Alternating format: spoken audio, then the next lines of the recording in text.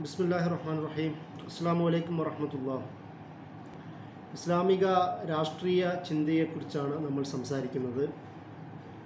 നബി സല്ലല്ലാഹു അലൈഹി വസല്ലമയുടെ നിയോഗം മുതൽ അവസാനം വരെയുള്ള അല്ലെങ്കിൽ ആധുനിക കാലം വരെയുള്ള ഒരു നീണ്ട കാലം ഇസ്ലാമിക രാഷ്ട്രീയ വ്യവസ്ഥയെ നിർണ്ണയിക്കുന്നുണ്ട്.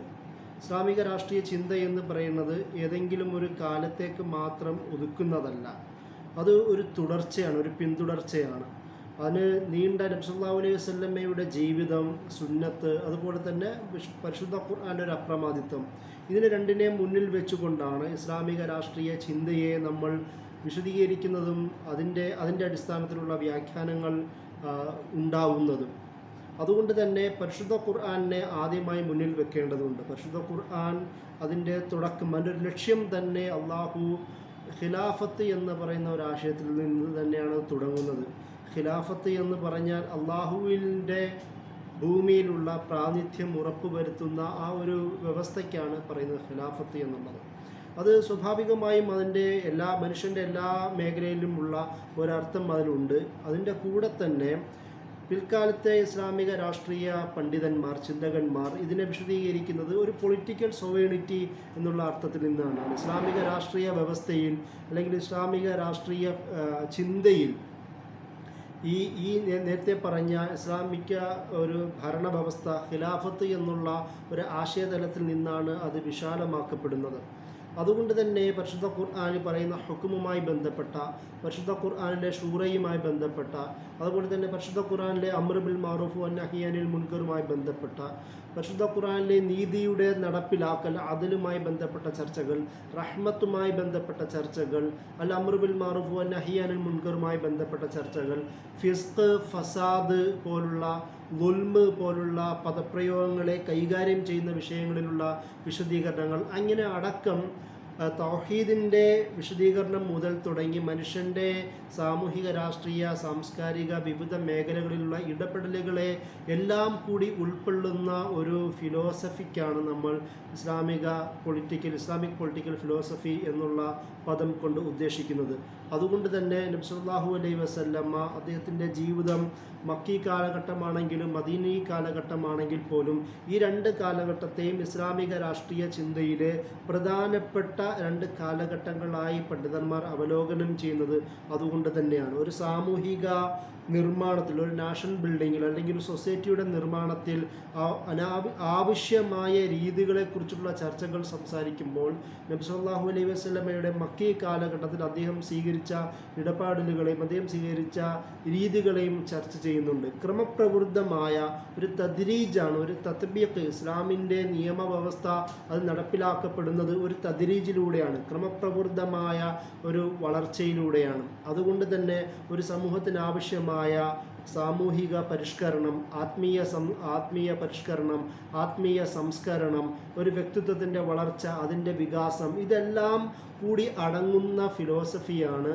ഈ ഇസ്ലാമിക രാഷ്ട്രീയ ചിന്ത എന്നുള്ളത്. അതുകൊണ്ട് തന്നെയാണ് മുൻകാലഘട്ടത്തിലെ പണ്ഡിതന്മാരും മെഡീവൽ കാലഘട്ടത്തിലെ പണ്ഡിതന്മാരും ആധുനിക കാലഘട്ടത്തിലെ പണ്ഡിതന്മാരും ഇസ്ലാമിക രാഷ്ട്രീയ വ്യവസ്ഥയിൽ വ്യക്തിത്വ സംസ്കരണം, ആത്മീയ സംസ്കരണം, അതിൻ്റെ കൂടെ തന്നെ കുടുംബവും സമൂഹത്തിൻ്റെ സംസ്കരണം പ്രധാനപ്പെട്ട ഭാഗമായി എണ്ണുന്നതെന്ന് നമുക്ക് മനസ്സിലാക്കേണ്ടതുണ്ട്.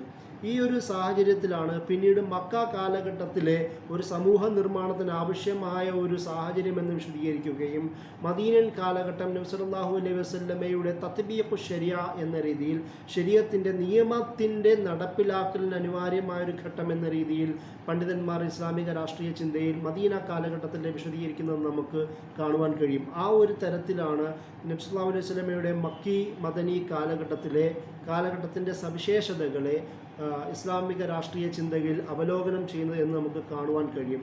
അതിനുശേഷം ഖിലാഫത്ത് എന്നുള്ളത് വ്യത്യസ്ത ഖലീഫമാരുടെ ഭരണത്തിലൂടെ, അത് ഖുലഫാ റാഷിദുകളെ പ്രത്യേകമായി ഊന്നിക്കൊണ്ട് ഇസ്ലാമിക രാഷ്ട്രീയ ചിന്തയിൽ പ്രധാനമായൊരു ഭാഗമായി കടന്നു വരുന്നത് നമുക്ക് കാണുവാൻ കഴിയും.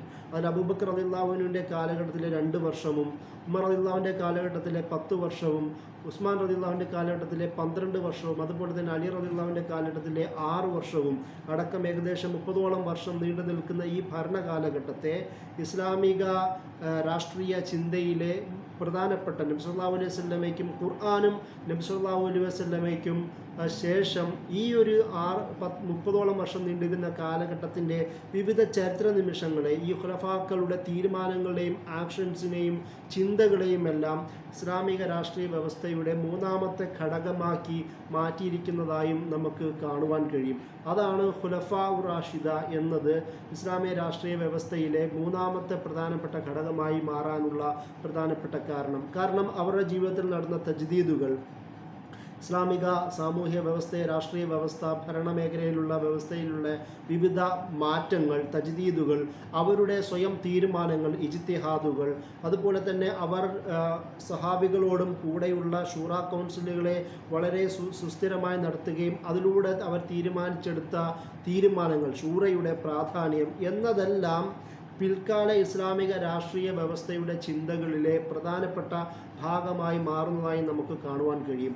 അതിനുശേഷം പിന്നീട് ഇസ്ലാമിക ലോകത്ത് ചർച്ച ചെയ്യുന്നത് ഈ ഖുലഫാ റാഷിദയുടെ കാലഘട്ടത്തിൽ നിന്നും മാറി പിന്നീട് ഉമയ്യ ഡൈനാസ്റ്റിയിലേക്കുള്ള തുടക്കവും അതിൻ്റെ വികാസവും അതിനുശേഷം അബ്ബാസി ഖിലാഫത്തിൻ്റെ ഒരു വികാസവുമാണ് പിന്നീട് നമുക്ക് ഇസ്ലാമിക രാഷ്ട്രീയ വ്യവസ്ഥയെക്കുറിച്ചുള്ള ചർച്ചകളിൽ കാണുവാൻ കഴിയുന്നത്. സ്വാഭാവികമായും മുൻകാല പണ്ഡിതന്മാരും ആധുനിക കാലഘട്ടത്തിലെ പണ്ഡിതന്മാരും അവർ പ്രധാനമായും ഒരു കാറ്റഗറൈസ് ചെയ്യാനുള്ള കാരണം ഖിലാഫത്തിൽ നിന്ന് പിന്നീട് മുആവിയ റളിയല്ലാഹു അൻഹുവിൻ്റെ അവസാനത്തോടുകൂടി അല്ലെങ്കിൽ യസീദിൻ്റെ ഭരണത്തോടു കൂടി അതൊരു സൽത്തനത്തിലേക്കോ അല്ലെങ്കിൽ ഒരു മുലൂക്കിയത്തിലേക്കോ ഉള്ള ഒരു മാറുന്ന പ്രവണത രൂപപ്പെടുകയും അതുകൊണ്ട് തന്നെ ഇസ്ലാമിക രാഷ്ട്രീയ വ്യവസ്ഥയിലും ചിന്തകളിലും രചനകളിലുമെല്ലാം ഈ ഒരു മാറ്റം, അതായത് ഖിലാഫത്തിൽ നിന്ന് പിന്നീട് മുലൂക്കിയത്തിലേക്കോ സൽത്തനത്തിലേക്കുള്ള മാറ്റം, അത് ഇസ്ലാമിക രാഷ്ട്രീയ വ്യവസ്ഥയിൽ തന്നെ പ്രധാനപ്പെട്ട ഒരു മാറ്റമായി മാറുന്നുണ്ട്. കാരണം ഖുലഫാ റാഷിദയുടെ കാലത്തിലെ സുരക്ഷിതമായ, സ്വസ്ഥമായ, സുസ്ഥിരതയോടെ നിലനിൽക്കുന്ന ഒരു ഷൂറ സംവിധാനത്തിൽ നിന്ന് മാറുകയും പൊതുജനങ്ങൾക്ക് ഈ ഖലീഫമാരോടുള്ള സ്വതന്ത്രമായി ഇടപെടാനുള്ള ഒരു രാഷ്ട്രീയ സാഹചര്യത്തിൽ നിന്ന് മാറുകയും ഒരു കുടുംബവാഴ്ചയിലേക്ക്, ഒരു കിങ്ഷിപ്പിലേക്കുള്ള ഒരു ഭരണമാറ്റത്തെ അതുകൊണ്ട് തന്നെ അത് മുലൂക്കിയത്തിൻ്റെ ഭാഗമായി മാറ്റുകയും, എന്നാൽ ഈ മുലൂക്കിയത്ത് ഇസ്ലാമിക രാഷ്ട്രീയ വ്യവസ്ഥയിലെ ചർച്ചകളിലെ പ്രധാനപ്പെട്ട ഒരു ടേമായി, സാങ്കേതിക സംജ്ഞയായി മാറുന്നുണ്ട്. അതുകൊണ്ട് തന്നെ പിന്നീട് വന്ന പണ്ഡിതന്മാരെല്ലാം ഈ മുലൂക്കിയത്തിനോട് എങ്ങനെ വർത്തിക്കണം എന്നുള്ള ചർച്ചയായിരുന്നു അവർ വഹിച്ചിരുന്നത്. അതുകൊണ്ട് തന്നെ അവിടെ മുസ്ലിം ഭരണാധികാരിയാണെങ്കിൽ കൂടുതൽ ഫിത്നകളിലേക്ക് പോവാതിരിക്കുവാൻ, കൂടുതൽ ഫസാദിലേക്ക് പോവാതിരിക്കുവാൻ മുലൂക്കിയത്തിനെ സംരക്ഷിക്കുക എന്നുള്ളതും അവിടെ ഭരിക്കുന്ന ഖലീഫ എന്ന പേരുള്ള കിങ് മലിക് എന്തായി മാറുക, ഇസ്ലാമിക നിയമവ്യവസ്ഥയെ നടപ്പിലാക്കാൻ പറ്റുന്ന ഒരു സാഹചര്യത്തിലേക്ക് പണ്ഡിതന്മാരുടെ ഉപദേശ നിർദ്ദേശങ്ങളിലൂടെ മാറ്റിയെടുക്കുക എന്നുള്ള ഒരു രീതിയും കൂടിയാണ്. ആ ഒരു ചർച്ചയിലേക്കാണ് പിന്നീട് പിൽക്കാലത്തെ പണ്ഡിതന്മാർ മാറിയത് എന്ന് നമുക്ക് ചരിത്രത്തിൽ നോക്കുമ്പോൾ കാണുവാൻ കഴിയും. അതുകൊണ്ട് തന്നെ മുലൂക്കിയത്ത് പ്രധാനമായ ടേമായി മാറുന്നു. ഇത് നമ്മൾ മുലൂക്കിയത്തിനെ കുറിച്ച് സംസാരിക്കുമ്പോൾ പരിശുദ്ധ ഖുർആൻ എങ്ങനെയാണ് മലിക്കുകളെ കുറിച്ച് പരാമർശിക്കുന്നത്, അത് പ്രധാനപ്പെട്ട നബി സല്ലല്ലാഹു അലൈഹി വസല്ലമയ്ക്ക് മുമ്പ് പരിശുദ്ധ ഖുർആൻ പരാമർശിച്ച അധികാരമുണ്ടായിരുന്ന നല്ല ശതമാനം പ്രവാചകന്മാരും മലിക്ക് എന്നുള്ള ഒരു പദപ്രയോഗത്തിലൂടെ ആയിരുന്നല്ലോ, ആ പദപ്രയോഗത്തിലൂടെയാണല്ലോ അവർ അല്ലാഹു സുബ്ഹാനഹു വ തആല പരിചയപ്പെടുത്തുന്നത്. അത് സുലൈമാൻ നബി ആവട്ടെ, ദാവൂദ് നബി ആവട്ടെ, പിൽക്കാലത്ത് വന്ന പല നബിമാരെയും അതുപോലെ തന്നെ മലിക്ക് എന്നുള്ള പദം തന്നെയാണ് അധികാരത്തിന് വേണ്ടി അവിടെ ഉപയോഗിക്കുന്നത്. ഷേബ അല്ലെങ്കിൽ ബിൽഖീസ്, സബയിലെ രാജ്ഞി ബിൽഖീസിനെ പരിചയപ്പെടുത്തുമ്പോൾ പോലും അവർ ഷിർക്കൊഴിച്ച് നിർത്തിയാൽ നല്ലൊരു ഭരണകർത്താവാണ് എന്ന രീതിയിലുള്ള ഒരു പരാമർശം പോലും മുലൂക്കിയത്തിനെ പരാമർശിച്ചുകൊണ്ട് ഖുർആൻ നടത്തുന്നത് കാണുവാൻ കഴിയും. അതുകൊണ്ട് തന്നെ ഈ മുലൂക്കിയത്ത് എന്നുള്ള പദപ്രയോഗം അതിൻ്റെ ഒരു ഭരണ നടത്തിപ്പും അത്രത്തോളം മോശമായ ഒരു കാര്യമല്ല എന്ന രീതിയിൽ സൈദ്ധാന്തികമായ ഒരു ക്രിട്ടിക്കൽ അപ്രോച്ച് നിലനിർത്തുന്ന ഒരു സാഹചര്യവും കൂടി പിൽക്കാല പണ്ഡിതന്മാർ, പ്രത്യേകിച്ച് ഉമവി കാലഘട്ടത്തിന് ശേഷമുള്ള പണ്ഡിതന്മാർ അവരുടെ രചനകളിൽ ചെയ്തതായി നമുക്ക് കാണുവാൻ കഴിയും. അതാണ് ഇതിൻ്റെ പ്രധാനപ്പെട്ട മാറ്റം. അതുകൊണ്ട് തന്നെ ഖുലഫാ അല്ലെങ്കിൽ ഖിലാഫത്ത് എന്നുള്ള ചർച്ചയിൽ നിന്ന്, ഇമാമത്ത് എന്നുള്ള ചർച്ചയിൽ നിന്ന്, അതുപോലെ തന്നെ വിലായത്ത് എന്നുള്ള ചർച്ചയിൽ നിന്നൊക്കെയും പിന്നീട് അത് സൽത്തനത്ത്, ദൗലത്ത്, മുലൂക്കിയത്ത് എന്നുള്ള പദപ്രയോഗങ്ങളിലേക്കും രാഷ്ട്രീയ സാമൂഹ്യ സംജ്ഞകളിലേക്കും ഇസ്ലാമിക രാഷ്ട്രീയ ചിന്തകന്മാർ, പണ്ഡിതന്മാർ മാറുന്നത് നമുക്ക് കാണുവാൻ കഴിയും. ഈ ഒരു സാഹചര്യത്തിലാണ് പ്രധാനമായും ഒരു പണ്ഡിതൻ, അത് അബ്ബാസി കാലഘട്ടത്തിൽ ജനിക്കുന്ന ഏകദേശം 870 ജനിക്കുകയും 950 മരണമടയും ചെയ്യുന്ന അൽ ഫാറാബി എന്നുള്ള പണ്ഡിതൻ്റെ പ്രധാനപ്പെട്ട ഇസ്ലാമിക രാഷ്ട്രീയ ചിന്ത, അല്ലെങ്കിൽ അദ്ദേഹത്തിൻ്റെ അൽ മദീനത്തുൽ ഫാദില എന്ന് പറയുന്ന ചിന്ത ഇസ്ലാമിക രാഷ്ട്രീയ വ്യവസ്ഥയിലെ പ്രധാനപ്പെട്ട ഒരു മാറ്റമായി എണ്ണുന്നത് നമുക്ക് കാണുവാൻ കഴിയും. അദ്ദേഹത്തിൻ്റെ അൽ മദീനത്തുൽ ഫാദില എന്ന രചനയിൽ ഒരു അസിയാസ അൽ മദനിയ എന്നുള്ള ഫിലോസഫി, ഒരു സിറ്റി കേന്ദ്രീകൃത ഭരണ വ്യവസ്ഥയെക്കുറിച്ചിട്ടുള്ള ചർച്ച അദ്ദേഹം നടത്തുന്നത് കാണുവാൻ കഴിയും. അതായത് ഇവിടെ അൽ ഫാദിലയായ വളരെ ശ്രേഷ്ഠകരമായ മഹിമയാർന്ന ഒരു സിറ്റിയുടെ രൂപീകരണം, അതിന് അദ്ദേഹം ആ നിലവിലുണ്ടായിരുന്ന പേർഷ്യൻ ഫിലോസഫിയൊക്കെ കൈകാര്യം ചെയ്യുന്നുണ്ടെങ്കിൽ പോലും ഇസ്ലാമിക രാഷ്ട്രീയ വ്യവസ്ഥയുടെ അടിസ്ഥാനത്തിൽ നിന്നുകൊണ്ട് തന്നെയാണ് ഒരു നബിയുടെ മദീന എന്നതിൻ്റെ ഒരു റെപ്ലിക്ക എന്ന നിലയിൽ പോലും അദ്ദേഹം ഈ ഒരു മദീനത്തുൽ ഫാദിലയിൽ കൈകാര്യം ചെയ്യുന്നത് കാണുവാൻ കഴിയും. അതുകൊണ്ട് തന്നെ അദ്ദേഹത്തിൻ്റെ ഫിലോസഫി സിയാസ അൽ മദനിയ എന്നുള്ള പദപ്രയോഗമാണ് പണ്ഡിതന്മാർ ഫാറാബിയുടെ ഇസ്ലാമിക രാഷ്ട്രീയ ചിന്തയെക്കുറിച്ച് സംസാരിക്കുമ്പോൾ ഉപയോഗിക്കുന്നത്. അതിനുശേഷം അദ്ദേഹത്തിന് ശേഷം പിന്നീട് വന്ന മറ്റൊരു അബ്ബാസി ഖിലാഫത്തിൻ്റെ പണ്ഡിതനാണ് അൽ മാവർദി, ഇമാം മാവർദി. അദ്ദേഹം ഏകദേശം 970 ജനിക്കുകയും 1052 മരണമടയുകയും ചെയ്ത പണ്ഡിതനാണ്. അദ്ദേഹത്തിൻ്റെ അൽ അഹ്കാമു സുൽത്താനിയ, ഈ അഹ്കാമു സുൽത്താനിയയുടെയും അൽ മദീനത്തുൽ ഫാദിലയുടെയും അബ്ബാസി അമവി കാലഘട്ടത്തിൽ വന്ന പ്രധാനപ്പെട്ട എല്ലാ പണ്ഡിതന്മാരുടെയും രചനകളുടെ ഒരു പ്രത്യേകത നിലനിൽക്കുന്ന ഭരണവ്യവസ്ഥയോട് ചേർന്ന് നിൽക്കുകയും എന്നാൽ ആ ഭരണവ്യവസ്ഥയെ കൂടുതൽ വെൽഫെയർ ആയ രീതിയിലേക്ക്, ജനങ്ങൾക്ക് പ്രയോജനപ്പെടുന്ന രീതിയിലേക്ക്, പൊതു മസ്ലഹത്തിനെ ഉപയോഗിക്കുക എന്ന രീതിയിലേക്കും നസീഹത്ത് എന്നുള്ള പ്രധാനപ്പെട്ട ടൂളായി മാറ്റുക എന്നുള്ള അർത്ഥത്തിലേക്കുമാണ് ഈ കൃതികളുടെ പ്രധാനപ്പെട്ട രചനകളും. ഈ പണ്ഡിതന്മാർ ഇങ്ങനെയാണ് ചിന്തിച്ചതും. അതൊരു ഭരണകൂട വിരുദ്ധ ചിന്തയോ അല്ലെങ്കിൽ ഒരു റെബല്യസ് ആയ ഒരു സാഹചര്യം രൂപപ്പെടുത്തുകയോ ഫിത്ന, ഫസാദ് പോലുള്ള ദുൽമ പോലുള്ള പദാവലികളെ ഒരു മുസ്ലിം സാമൂഹിക രാഷ്ട്രീയ മേഖലയിൽ നിന്ന് മാറ്റി എഴുതുക എന്നുള്ള ലക്ഷ്യവും കൂടി ഇവരുടെ ചിന്തകളിലുണ്ട്. അതുകൊണ്ട് തന്നെ ഒരു ഭരണകൂട സുരക്ഷിതത്വം അല്ലെങ്കിൽ ഭരണകൂടത്തിൻ്റെ സുസ്ഥിരത ഉറപ്പുവരുത്തുക എന്നതൊക്കെയായിരുന്നു ഇവരുടെ രചനകളിലെ പ്രധാനപ്പെട്ട കാമ്പ് എന്ന് നമുക്ക് കാണുവാൻ കഴിയും. ഇതേ കാലഘട്ടത്തിൽ അബ്ബാസി ഖിലാഫത്തിൽ തന്നെ ജനിക്കുകയും അതുപോലെ തന്നെ പ്രത്യേകിച്ച് സെൽജൂക്കി രാജവംശത്തിൻ്റെ കാലത്തിൽ ജീവിക്കുകയും ചെയ്ത, അബ്ബാസി ഖിലാഫത്തിൻ്റെ കാലത്തിലാണെങ്കിൽ പോലും സെൽജൂക്കികളുടെ രാജവംശകാലത്ത് ജീവിച്ചിരുന്ന ഇമാം ഗസാലി ഏകദേശം 1058 ജനിക്കുകയും 1111 മരണമടയുകയും ചെയ്ത, ലോകത്തിലെ തന്നെ ഹുജ്ജത്തുൽ ഇസ്ലാം എന്ന് വിളിക്കപ്പെടുന്ന പ്രധാനപ്പെട്ട ഇസ്ലാമിക സാമൂഹിക പരിഷ്കരണ നേതൃത്വം കൊടുത്ത ഇമാം ഗസാലിയുടെ നസീഹത്തുൽ മുലൂക്ക് എന്നുള്ള രചനയും ഈ ഇസ്ലാമിക രാഷ്ട്രീയ വ്യവസ്ഥയുടെ പ്രധാനപ്പെട്ട രചനകളിലൊന്നായി എണ്ണേണ്ടതുണ്ട്. കാരണം അദ്ദേഹത്തിൻ്റെ തന്നെ ലീഗൽ തിയറിയെ വിശദീകരിക്കുന്ന അൽ മുസ്തസ്ഫ ഉള്ളതുപോലെ തന്നെയാണ് നസീഹത്തുൽ മുലൂക്കിൻ്റെയും ഒരു പ്രാധാന്യം. നസീഹത്തുൽ മുലൂക്ക് അവിടെ പ്രധാനമായും എണ്ണുന്നത് അത് ഒരു സാമൂഹിക, സാംസ്കാരിക, രാഷ്ട്രീയ മേഖലകളിലെ ഭരണകൂടം എങ്ങനെ സുരക്ഷിതമായി നടപ്പിലാക്കണം, ഭരണകൂടത്തിൻ്റെ ഒരു സംരക്ഷണം ഉറപ്പുവരുത്തുക എന്നുള്ള ഒരർത്ഥത്തിലാണ് ഈ നസീഹത്തുൽ മുലൂക്ക് വരുന്നത്. അതുകൊണ്ട് തന്നെ മലിക് ഷാ, നിസാമുൽ മുൽക്ക്, മലിക് ഷയുടെ മക്കൾ അഹമ്മദ് സഞ്ചാറിനെ പോലുള്ള പ്രധാനപ്പെട്ട പണ്ഡിതന്മാരോടും രാജകുമാരന്മാരോടും അധികാരമുള്ളവരോടുമുള്ള നസീഹത്താണ് നസീഹത്തുൽ മുലൂക്ക്. ഇവിടെ സാധാരണ നസീഹത്ത് എന്നതിൻ്റെ അപ്പുറം ഒരു ഭരണ നിർവഹണ അധികാര പ്രയോഗങ്ങളിലുള്ള ജസ്റ്റിസിൻ്റെയും റഹ്മത്തിൻ്റെയും ഒരു പ്രയോഗവൽക്കരണത്തെക്കുറിച്ചും ഒരു വെൽഫെയറിൻ്റെയും നടപ്പിലാക്കലിനെക്കുറിച്ചും ഒരു മസ്ലഹത്തിൻ്റെ സൂക്ഷ്മമായ പ്രയോഗവൽക്കരണത്തെക്കുറിച്ചൊക്കെയാണ് നസീഹത്തുൽ മുലൂക്ക് രചനയിൽ നമുക്ക് കാണുവാൻ കഴിയുന്നത്. പിന്നീട് ഇമാം ഗസാലിയും അതുപോലെ തന്നെ ഞാൻ നേരത്തെ പറഞ്ഞതുപോലെ അൽ മാവർദിക്കും ശേഷം ഇസ്ലാമിക രാഷ്ട്രീയ വ്യവസ്ഥയിൽ കൂടുതൽ ഒരു ആഴത്തിലുള്ള ചിന്ത സമർപ്പിക്കുന്നത് ഈ ഷെയ്ഖുൽ ഇസ്ലാം ഇബ്നു തൈമിയാണ്.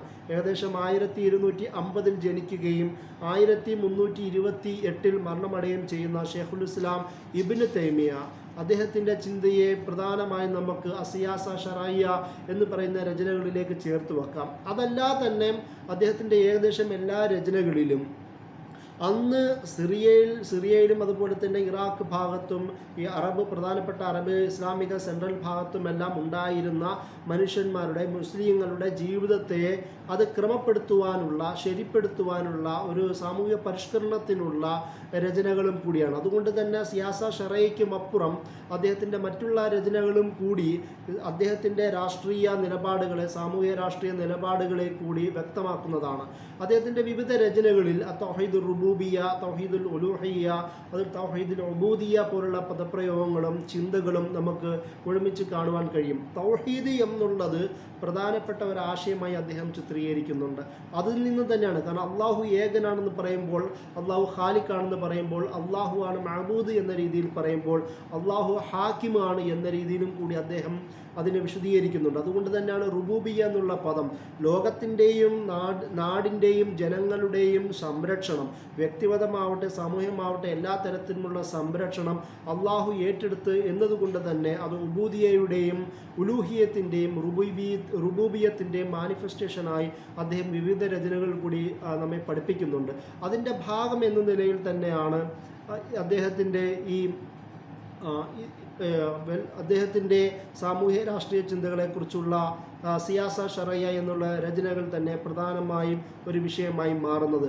സ്വാഭാവികമായും ഖിലാഫത്ത് വളരെ അബ്ബാസി ഖിലാഫത്ത് തകർന്നടിഞ്ഞ ഒരു സാഹചര്യത്തിൽ ഇസ്ലാമിക ജീവിത വ്യവസ്ഥ അല്ലെങ്കിൽ ഭരണ വ്യവസ്ഥ, രാഷ്ട്രീയ വ്യവസ്ഥ എങ്ങനെ ആവണമെന്ന് ചിന്തിച്ച പണ്ഡിതനും കൂടിയാണ് ഷെയ്ഖുൽ ഇസ്ലാം ഇബ്നു തൈമിയ. അതുകൊണ്ട് തന്നെ ശറഈ അടിസ്ഥാനത്തിലുള്ള ഒരു രാഷ്ട്രീയ വ്യവസ്ഥ എങ്ങനെ നടപ്പിലാക്കപ്പെടണം എന്നാണ് അദ്ദേഹം പ്രധാനമായും ആലോചിക്കുന്നത്. അതുകൊണ്ട് തന്നെ ഒരു ഭരണാധികാരി ഒരേ സമയം അയാൾക്ക് ശക്തിയുള്ള ഖുവ്വത്തുണ്ട്, അതുപോലെ തന്നെ ജനങ്ങൾക്ക് മേൽ ഭരിക്കുവാനുള്ള അയാൾക്ക് ഈ ഇമാറത്തുണ്ട് എന്ന് ഷെയ്ഖുൽ ഇസ്ലാം ഇബ്നു തൈമിയ സിയാസ ഷറയ്യയിൽ വിശദീകരിക്കുന്നുണ്ട്. അതുപോലെ തന്നെ ഒരു ഭരണകൂടം എന്നത് അത് എന്തിനു വേണ്ടിയിട്ടാണ്? ജനങ്ങളുടെ വെൽഫെയർ നടപ്പിലാക്കുവാൻ വേണ്ടിയിട്ടാണ് ഭരണകൂടം ഉള്ളത്. അതുപോലെ തന്നെ ഈ ഉമ്മത്ത് എന്നത് പോലും അത് രൂപീകരിക്കപ്പെടുന്നത് ഭൂമിയിൽ ഈ ഭരണം നടപ്പിലാക്കാനും ആ ഭരണം നീതിയുടെ അടിസ്ഥാനത്തിലുള്ള, റഹ്മത്തിൻ്റെ അടിസ്ഥാനത്തിലുള്ള ഒരു ഭരണകൂട വ്യവസ്ഥ രൂപീകരിക്കുവാൻ വേണ്ടിയിട്ടാണ് എന്ന് അദ്ദേഹം പറയുന്നുണ്ട്. അതുപോലെ തന്നെ ഈ ഭരണകൂടം എന്നത്, ഗവർണൻസ് എന്നത് മനുഷ്യന്മാരുടെ നെഗറ്റിവിറ്റി കുറയ്ക്കുകയും മനുഷ്യന്മാരുടെ കൂടുതൽ പോസിറ്റിവിറ്റി ഉൽപ്പാദിപ്പിക്കുകയും ചെയ്യുക എന്നുള്ളതാണ് ഭരണകൂട വ്യവസ്ഥയെക്കുറിച്ച് അദ്ദേഹം പറയുന്നത്. അതുകൊണ്ട് തന്നെ ലീഡർഷിപ്പിനെ വളരെ അനിവാര്യ ഒരു ഘടകമായി ഷെയ്ഖുൽ ഇസ്ലാം ഇബ്നു തൈമിയ സിയാസ ഷറയിൽ എണ്ണുന്നുണ്ട്. നമുക്കറിയാം നബി സല്ലല്ലാഹു അലൈഹി വസല്ലമയുടെ ഹദീസ്, ഒരു 3 പേർ യാത്രയാണെങ്കിൽ അതിലൊരാൾ ഒരു ലീഡറായി മാറണമെന്ന് പറയുന്നത് നമുക്ക് കാണുവാൻ കഴിയും. ആ ഹദീസിനെ ഉപയോഗിച്ചുകൊണ്ട് തന്നെ ഷെയ്ഖുൽ ഇസ്ലാം ഇബ്നു തൈമിയ അദ്ദേഹം ഒരു ഒബീഡിയൻസിനെ, ഒരു ഭരണകർത്താവിനെ, ഒരു നേതൃത്വത്തെ ഒബീഡിയൻസ് അനുസരിക്കുക എന്നത് ശരീഅത്തിൻ്റെ അടിസ്ഥാന ഘടകമായി, അല്ലെങ്കിൽ ഒരു സാമൂഹിക വ്യവസ്ഥയെ, ഒരു സോഷ്യൽ ഓർഡറിനെ നിലനിർത്തുന്നതിൻ്റെ അടിസ്ഥാന ഘടകമായി അദ്ദേഹം മാറുന്നുണ്ട്. അതുകൊണ്ട് തന്നെയാണ് ഖുവ്വത്തും ഇമാറത്തും ഒരു ഭരണകർത്താവിന് ഇസ്ലാമിൻ്റെ ശരീഅത്തിൻ്റെ അടിസ്ഥാനത്തിൽ നിലനിർത്താൻ പറ്റും എന്ന് അദ്ദേഹം ചിന്തിക്കുന്നത്. അതുകൊണ്ട് തന്നെ ഖുവ്വത്ത്, ശക്തിയുക്തം ഒരു ജനങ്ങൾക്കിടയിൽ അവരുടെ ക്രൈമും അവരുടെ സാമൂഹ്യ വ്യവസ്ഥയുടെ പരിപാലനത്തിനും സംസ്ഥാപനത്തിനും വേണ്ടി ഖുവ്വത്ത് ഉപയോഗിക്കാം എന്നുള്ള ഒരു ചർച്ച ഇദ്ദേഹം ഈ രചനയിൽ പറയുന്നുണ്ട്. അതുപോലെ തന്നെ ഈ ഖുർആൻ പറയുന്ന ഇന്നി ജാഇലും ഫിൽ അർദി ഖലീഫ എന്നുള്ള ആശയം ഉപയോഗിച്ചുകൊണ്ട് തന്നെ ഷെയ്ഖുൽ ഇസ്ലാം ഇബ്നു തൈമിയ ഓരോ മനുഷ്യനും അള്ളാഹുവിൻ്റെ ഖലീഫയാണ്. ഈ ഭൂമിയിൽ ഈക്വാലിറ്റി, ജനങ്ങൾക്കിടയിൽ സമത്വം, സാഹോദര്യം, അതുപോലെ തന്നെ വെൽഫെയർ, നീതി നടപ്പിലാക്കുവാൻ അള്ളാഹു നിയോഗിച്ച ഖലീഫയാണ് എന്ന രീതിയിലാണ് ഷെയ്ഖുൽ ഇസ്ലാം ഇബ്നു തൈമിയ അതിനെ വിശദീകരിക്കുന്നതെന്ന് നമുക്ക് കാണുവാൻ കഴിയും. അതുകൊണ്ട് തന്നെ ഈ അധികാരം എന്നത് ഒരു അധികാരിയെ സംബന്ധിച്ചിടത്തോളം അത് ജനങ്ങളുമായി ബന്ധപ്പെട്ട ഒരു കോൺട്രാക്റ്റ് എന്ന രീതിയിൽ ഇദ്ദേഹം വിശദീകരിക്കുന്നത് കാണുവാൻ കഴിയും. ഒരു ഷറക്ക, ജനങ്ങളുമായി ഒരു അള്ളാഹു അധികാരിക്ക് കൽപ്പിച്ചു കൊടുത്ത ഒരു കോൺട്രാക്റ്റാണ്. അതുകൊണ്ട് തന്നെ ഈ കോൺട്രാക്റ്റിനെ അധികാരിയും ജനങ്ങളും ഒരുപോലെ റെസ്പോൺസിബിൾ ആണ് എന്നുള്ള ചിന്തയാണ് ഇദ്ദേഹം ഷെയ്ഖുൽ ഇസ്ലാം ഇബ്നു തൈമിയ സിയാസ ഷറയിൽ കൂടി പറഞ്ഞു വെക്കുന്നത്. അതുകൊണ്ട് തന്നെ ജനങ്ങളും അധികാരിയും തമ്മിൽ ഒരു മ്യൂച്വൽ റെസ്പെക്റ്റ് പുലർത്തേണ്ടതുണ്ട്. ജനങ്ങൾ അവരുടെ അൽ അംറു ബിൽ മഅറൂഫ് വ നഹ്യി അനിൽ മുൻകർ എന്ന ഒരു ഇസ്ലാമിക രാഷ്ട്രീയ സാങ്കേതിക സംജ്ഞയിലൂടെ അത് പൊതുജനങ്ങൾക്കിടയിലും ജനങ്ങൾക്കിടയിലും കൂടുതൽ നന്മ പ്രകാശിപ്പിക്കുകയും നന്മ പ്രഘോഷിക്കുകയും നന്മ കൽപ്പിക്കുകയും തിന്മ തടയുകയും ചെയ്യുക എന്നുള്ള അർത്ഥത്തിൽ ജനങ്ങളുടെ ഇടപാടുകളും അതിന് നേതൃത്വം കൊടുക്കുന്ന ഇമാറത്ത് അമീറിൻ്റെ ഇടപാടുകളും പരസ്പരം റെസിപ്രോക്കലാണ്, അതുപോലെ തന്നെ പരസ്പരം ബന്ധിതമാണ് എന്നാണ് പറയുന്നത്. അതുകൊണ്ട് തന്നെയാണ് ഷെയ്ഖുൽ ഇസ്ലാം ഇബ്നു തൈമിയ അധികാരത്തെ ഗവർണൻസ് എസ്റ്റാബ്ലിഷ് ചെയ്യുന്നത് ഫർദ് കിഫായ ആണെന്നും അൽ അംറു ബിൽ മഅറൂഫ് വന്നഹി അനിൽ മുൻകർ അത് ഫർദുൽ ഐൻ ആണ് എന്ന രീതിയിലുമുള്ള വിശദീകരണങ്ങൾ നമുക്ക് കാണുവാൻ കഴിയുന്നത്. ഈ രചനയിൽ തന്നെ അല്ലെങ്കിൽ സിയാസ ഷറയ്യ എന്ന് പറയുന്ന ഫിലോസഫിയിൽ തന്നെ ഷെയ്ഖുൽ ഇസ്ലാം ഇബ്നു തൈമിയ പണ്ഡിതന്മാരുടെ ഒരു സാന്നിധ്യത്തെക്കുറിച്ച് പറയുന്നുണ്ട്. നമുക്കറിയാം നസീഹത്ത് എന്ന് പറയുന്ന മാവർദിയുടെയും ഇമാം ഗസാലിയുടെയും ഫാറാബിയുടെയും മുൻകാല പണ്ഡിതന്മാരുടെയും രചനകളിലെല്ലാം നസീഹത്ത് ഒരു പൊളിറ്റിക്കൽ ടൂളായി മാറുന്നുണ്ട്. എന്നാൽ ഇബ്നു തൈമിയ അതിനെ കുറച്ചും കൂടി പവർഫുള്ളായ ഭാഷയിലാണ് അവതരിപ്പിക്കുന്നത്. അദ്ദേഹത്തിന് തന്നെ സിയാസ ഷറയ്യയിൽ അധികാരമുള്ള ജനങ്ങൾ, അതായത് ഗുലാത്തുൽ അംറ് എന്നുള്ള പദം, അധികാരമുള്ള ജനങ്ങളെന്ന് പറയുന്നത് ഈ ഭരണകൂട നേതൃത്വത്തെ മാത്രമല്ല, പണ്ഡിതന്മാരെ, വിവിധ മേഖലകളിൽ സാമൂഹിക സ്വാധീനമുള്ള ജനങ്ങളെ എല്ലാവരെയും കൂടിയാണ് ഗുലാത്തുൽ അംറ് എന്നുള്ള പദം കൊണ്ട് ഇബ്നു തൈമിയ ഉദ്ദേശിക്കുന്നത്. അതുകൊണ്ട് തന്നെയാണ് ഇദ്ദേഹത്തിൻ്റെ ഈ ചാപ്റ്ററിൽ ഷൂറയെക്കുറിച്ചും അതുപോലെ തന്നെ മുഷാവറ എന്നുള്ള പദപ്രയോഗങ്ങൾ ഉപയോഗിച്ച് ഒരു പ്രത്യേക ഭാഗം തന്നെ അദ്ദേഹത്തിൻ്റെ ഈ ചാപ്റ്റർ ഡെഡിക്കേറ്റ് ചെയ്തിരിക്കുന്നതായി കാണുവാൻ കഴിയും. അതുകൊണ്ട് തന്നെയാണ് പറയുന്നത് ഭരണകർത്താവിനോട് പണ്ഡിതന്മാരുടെ കർത്തവ്യമായി റെസ്പോൺസിബിലിറ്റി ആയിക്കൊണ്ട് ഇബ്നു തൈമിയ ഈ നസീഹത്തിനെ, പൊളിറ്റിക്കൽ അഡ്വൈസിങ്ങിനെ എണ്ണുന്നത് കാണുവാൻ കഴിയും. അതുകൊണ്ട് തന്നെയാണ് ഞാൻ നേരത്തെ പറഞ്ഞതുപോലെ പണ്ഡിതന്മാരെയും ഭരണകർത്താക്കളെ പോലെ തന്നെ ഉലാത്തുൽ അംറി എന്നുള്ള ഒരു പദപ്രയോഗത്തിലാണ് ഉണ്ണുന്നത്. അതായത് അധികാരമുള്ള ജനങ്ങൾ എന്നുള്ള ആശയപ്രയോഗത്തിലാണ് പണ്ഡിതന്മാരെയും അധികാരികൾക്കൊപ്പം എണ്ണുന്നത് നമുക്ക് കാണുവാൻ കഴിയും. അതുപോലെ തന്നെയാണ് അദ്ദേഹം പറയുന്നത് പണ്ഡിതന്മാരുടെ അഭിപ്രായങ്ങൾ സ്വീകരിക്കേണ്ടത് അനിവാര്യമാണ് ഭരണകർത്താക്കൾക്ക്. അതുപോലെ തന്നെ പണ്ഡിതന്മാർ അനിവാര്യമായും കാലം സമയവും അനുസരിച്ചുകൊണ്ട് ഭരണകർത്താക്കൾക്ക് അഭിപ്രായ നിർദ്ദേശങ്ങൾ നൽകുന്നതും അനിവാര്യമാണ്, മാൻഡേറ്ററിയാണ് എന്ന രീതിയിലാണ് അദ്ദേഹം പറയുന്നത്. അതുകൊണ്ട് തന്നെ പണ്ഡിതന്മാരുടെ അഭിപ്രായങ്ങൾ എന്ന് പറയുന്നത് വെറും ഒരു ഉപദേശ നിർദ്ദേശങ്ങളല്ല എന്നതിൻ്റെ അപ്പുറം ഒരു മുൽസിമയായ, വളരെ ശക്തിയുക്തം സ്വീകരിക്കപ്പെടേണ്ട, എൻഫോഴ്സബിളായ ഒരു അഭിപ്രായം എന്ന നിലയിലാണ് പണ്ഡിതന്മാരുടെ ഉപദേശ നിർദ്ദേശത്തെ, നസീഹത്തിനെ ഷെയ്ഖുൽ ഇസ്ലാം ഇബ്നു തൈമിയ സിയാസ ഷറയിൽ വിശദീകരിക്കുന്നത്. അതുകൊണ്ട് തന്നെ അദ്ദേഹം പറയുന്നത് ഒരു സമൂഹത്തിൻ്റെ വെൽഫെയർ അത് ഈ പണ്ഡിതരുടെയും ഭരണകർത്താക്കളുടെയും അവരുടെ നിയമ നടത്തിപ്പിൻ്റെ എഫക്റ്റീവ്നെസ്സിനെയും കൂടി ബന്ധപ്പെട്ടതാണ് ഒരു സമൂഹത്തിൻ്റെ വെൽഫെയർ സാഹചര്യം എന്നാണ് അദ്ദേഹം വിശദീകരിക്കുന്നത്. അതായത് അദ്ദേഹം പറയുന്ന പ്രധാനപ്പെട്ട ഒരു പോയിന്റ്, ഭരണകർത്താക്കളും പണ്ഡിതന്മാരും നല്ലവരാണെങ്കിൽ ജനങ്ങളും നല്ലവരായി തീരും എന്നുള്ള ഒരു ആശയമാണ് അദ്ദേഹം വെക്കുന്നത്. അതായത് ഇസ്ലാമിൽ നമുക്ക് സൂറത്തുൽ ബഖറയിൽ തന്നെ എന്താണ് ബിർറ് എന്ന് വിശദീകരിക്കുന്നിടത്ത് ലൈസൽ ബിർറ അൻ തുവല്ലു വുജൂഹക്കും ഖിബലൽ മശ്രിഖി വൽ മഗ്രിബ് എന്നുള്ള ആയത്തിനെ പൂർണ്ണമായും നമ്മൾ എടുത്തു നോക്കുക. ബിർറ് എന്ന് പറയുന്നത് അല്ലെങ്കിൽ കിഴക്കോട്ടോ പടിഞ്ഞാറോട്ടോ തിരിഞ്ഞു നോക്കുന്നത് മാത്രമല്ല ബിർറ് എന്ന് പറയുന്നത് നമസ്കാരവും സക്കാത്തും ഈമാൻ കാര്യങ്ങൾ വിശ്വസിക്കുകയും ഇസ്ലാം കാര്യങ്ങൾ പ്രവർത്തിക്കുകയും അതുപോലെ തന്നെ നന്മ നടപ്പിലാക്കുകയും വിശ്വസ്തത പാലിക്കുകയും കരാർ പാലനം ചെയ്യുകയും പാവങ്ങളെ സഹായിക്കുകയും ചെയ്യുക എന്നുള്ളത് ഒരു ഭരണകർത്താവോ അല്ലെങ്കിൽ പാമരനോ ജനങ്ങളോ എന്ന് വേർതിരിവില്ലാതെ പൊതുവെ പറഞ്ഞ ആയത്താണല്ലോ. ഷെയ്ഖുൽ ഇസ്ലാം ഇബ്നു തൈമിയ ഈ ആയത്തിന് ഉപയോഗിച്ചു കൊണ്ട് തന്നെയാണ് ഭരണകർത്താക്കളും അതുപോലെ തന്നെ പണ്ഡിതന്മാരും നല്ലവരാണെങ്കിൽ പരസ്പരം സഹായിക്കുന്ന തവാസൗ ബിൽ ഹഖ് വതവാസൗ സബ്ർ എന്ന് പറയുന്ന ആശയത്തിലൂടെ പരസ്പരമുള്ള കോപ്പറേഷൻ നിലനിർത്തുന്നവരാണെങ്കിൽ സ്വാഭാവികമായും അത് ജനങ്ങളിൽ എഫക്റ്റ് ചെയ്യുകയും ജനങ്ങളും കൂടുതൽ നല്ലവരായി മാറുകയും ചെയ്യുന്നുള്ളൊരാശയമാണ് അദ്ദേഹം ഇതിലൂടെ വെക്കുന്നത്. അതുകൊണ്ട് തന്നെ ഒരു സമൂഹത്തിൻ്റെ വെൽഫെയറിന് ഏറ്റവും നല്ല രീതിയിലുള്ള ഒരു ഗുഡ് ഗവേണൻസ് അനിവാര്യമായി മാറുന്നു എന്നുള്ളതാണ് പറയുന്നത്. അതുകൊണ്ട് തന്നെ ഓരോ മനുഷ്യൻ്റെയും അത് ഈ കളക്റ്റീവായ റെസ്പോൺസിബിലിറ്റിയാണ് ഒരു സമൂഹത്തിൻ്റെ വെൽഫെയർ സിറ്റുവേഷൻ നിലനിർത്തുക എന്നുള്ളത് അദ്ദേഹം വിശദീകരിക്കുന്നത് നമുക്ക് കാണുവാൻ കഴിയും. അതിന് കൂടെ തന്നെ ഷെയ്ഖുൽ ഇസ്ലാം ഇബ്നു തൈമിയ ഒരു ഭരണകൂടം എന്നത് യഥാർത്ഥത്തിൽ അത് അള്ളാഹുവിൻ്റെ സ്റ്റേറ്റോ അല്ലെങ്കിൽ മനുഷ്യനോ, അത് അള്ളാഹുവിൻ്റെ ഏജൻറ്റ് ആയിട്ടാണ് ഇവിടെ പരിചയപ്പെടുത്തുന്നത്. അള്ളാഹുവിൻ്റെ സൊവൈനിറ്റി എന്നത് അത് മനുഷ്യനുമായിട്ടുള്ള ഒരു കോൺട്രാക്റ്റാണ്. അതൊരു ഇജാറ എന്ന രീതിയിൽ, ഒരു എംപ്ലോയ്മെൻറ്റ് എന്ന രീതിയിലാണ് ഷെയ്ഖുൽ ഇസ്ലാം ഇബ്നു തൈമിയ ഈ ഗവർണൻസിനെ, സ്റ്റേറ്റ് നടത്തിപ്പിനെ വിശദീകരിക്കുന്നത്.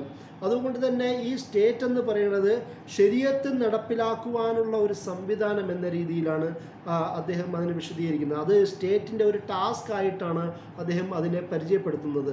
അതുകൊണ്ട് തന്നെ അദ്ദേഹം പറയുന്നത് ഇതൊരു തിയോക്രസി അല്ല.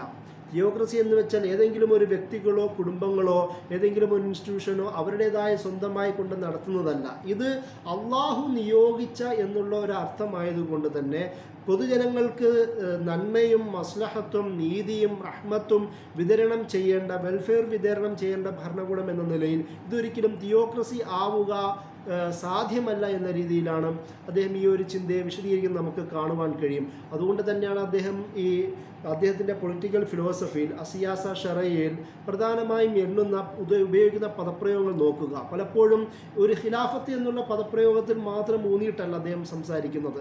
അദ്ദേഹം ഒരു ഇമാറത്തിനെ കുറിച്ചും അധികാരത്തെക്കുറിച്ചും പവർ ഷെയറിങ്ങിനെ കുറിച്ചും ഷൂറയെക്കുറിച്ചുമൊക്കെ സംസാരിക്കുമ്പോൾ ഖിലാഫത്ത് എന്നുള്ള പദം ഉപയോഗിക്കുന്നത് കാണാം, ഇമാമത്ത് എന്നുള്ള പദം ഉപയോഗിക്കുന്നത് കാണാം, വിലായത്ത് ഗവർണൻസ് ഭരണം എന്നുള്ള പദം ഉപയോഗിക്കുന്നത് കാണുവാൻ കഴിയും. അദ്ദേഹത്തിൻ്റെ പല ഭാഗങ്ങളിലും വാലി എന്നുള്ള പദം ഉപയോഗിക്കുന്നത് അധികാരം ഏൽപ്പിക്കപ്പെട്ട റെസ്പോൺസിബിളായ ഒരാളെ പരിചയപ്പെടുത്തുക എന്നുള്ള അർത്ഥത്തിലാണ്. ഞാൻ നേരത്തെ വിശദീകരിച്ചതുപോലെ വുലാത്തുൽ അംറി എന്നത് ഒരുപാട് ആൾക്കാർ, അദ്ദേഹത്തിൻ്റെ ഈ വാലി എന്നുള്ള പദം, വിലായത്ത് എന്നുള്ള പദം ധാരാളം ഭാഗങ്ങളിൽ സിയാസ ഷറയിൽ ഉപയോഗിക്കുന്നതും അദ്ദേഹത്തിൻ്റെ ബാക്കിയുള്ള രചനകളിലും ഉപയോഗിക്കുന്നത് നമുക്ക് കാണുവാൻ കഴിയും. അവിടെ അദ്ദേഹം ഈ പദം ഉപയോഗിക്കുന്നതിലൂടെ പ്രധാനമായും ഉദ്ദേശം വെക്കുന്നത് ഭരണകൂടത്തിൻ്റെ നേതാവാവട്ടെ, ലീഡറാവട്ടെ, മന്ത്രിമാരാവട്ടെ, ജഡ്ജുകളാവട്ടെ, വിവിധ ബ്യൂറോക്രാറ്റ്സുകളാവട്ടെ, അധ്യാപകരാവട്ടെ, അല്ലെങ്കിൽ സാധാരണ നമസ്കാരങ്ങൾക്ക് നേതൃത്വം കൊടുക്കുന്ന ഇമാം എന്ന് പറയുന്ന ചെറിയ അർത്ഥത്തിലുള്ള പദവുമാവട്ടെ, ഇവരെല്ലാത്തിനെയും കൂടിയാണ് ഷെയ്ഖുൽ ഇസ്ലാം ഇബ്നു തൈമിയ വാലി എന്നുള്ള പദം കൊണ്ട് ഉദ്ദേശിക്കുന്നത്. അതുകൊണ്ട് തന്നെയാണ് വിലായത്ത് എന്നതിന് അദ്ദേഹം ഒരു ട്രസ്റ്റിഷിപ്പായിട്ട്, ഒരു അമാനത്തായിട്ടാണ് പരിചയപ്പെടുത്തുന്നത്. ഈ ഒരു ഭരണകർത്താവ്, ആ ഭരണകർത്താവ് നിയോഗിക്കുന്ന എല്ലാ എംപ്ലോയികളുടെയും മേലും റെസ്പോൺസിബിളാണ്. നമുക്കറിയാം ലിക്കുല്ലിദാൻ എന്ന് പറയുന്ന കുല്ലുക്കും റായിൻ വ മസ്ഊലുൻ അൻ റഅയതി എന്ന് പറയുന്ന ആ ഹദീസുകളിൽ കൂടിയാണ് ഷെയ്ഖുൽ ഇസ്ലാം ഇബ്നു തൈമിയ ഈ ഒരു വിശദീകരണത്തെ വിശദീകരിക്കുന്നത്. അതുപോലെ തന്നെ ഒരു പബ്ലിക് ഓഫീസ്, പൊതുജനങ്ങളെ ഉൾക്കൊള്ളുന്ന ഇമാറാത്ത് എന്നത് അത് ഒരിക്കലും അത് ശരിയല്ലാത്ത രൂപത്തിൽ കൂടി ഒരു ഭരണകർത്താവിന് ഉപയോഗിക്കാൻ കഴിയുകയില്ല. അങ്ങനെ ആകുമ്പോൾ സ്വാഭാവികമായും അള്ളാഹുവിൻ്റെ ഖിലാഫത്ത്, ഈ അമാനത്ത്, ഇമാറത്ത്, വിലായത്ത് എന്നുള്ള ആശയിൽ നിന്ന് മാറിപ്പോകുന്നു എന്ന രീതിയിലാണ് അദ്ദേഹം അതിനെ വിശദീകരിക്കുന്നത്. അതിൻ്റെ കൂടെ തന്നെ ഈ ഭരണകൂട വ്യവസ്ഥയെ, ഭരണകർത്താക്കളുടെ നീതിന്യായത്തെക്കുറിച്ചും സപ്രഷനെക്കുറിച്ചും ഇൻജസ്റ്റിസിനെ കുറിച്ച് പോലും അദ്ദേഹം സംസാരിക്കുന്നത് കാണുവാൻ കഴിയും. കാരണം ഒരു ഇസ്ലാമിക സ്റ്റേറ്റ് ഭരണം എന്ന രീതി എന്നത് അതിൽ നടപ്പിലാക്കുക എന്നുള്ളതാണ് പ്രധാനപ്പെട്ട ടാസ്ക്. റഹ്മത്തും വെൽഫെയറും മസ്ലഹത്തും ജനങ്ങൾക്ക് വിതരണം ചെയ്യുക എന്നുള്ളതാണ് പ്രധാനപ്പെട്ട ടാസ്ക്.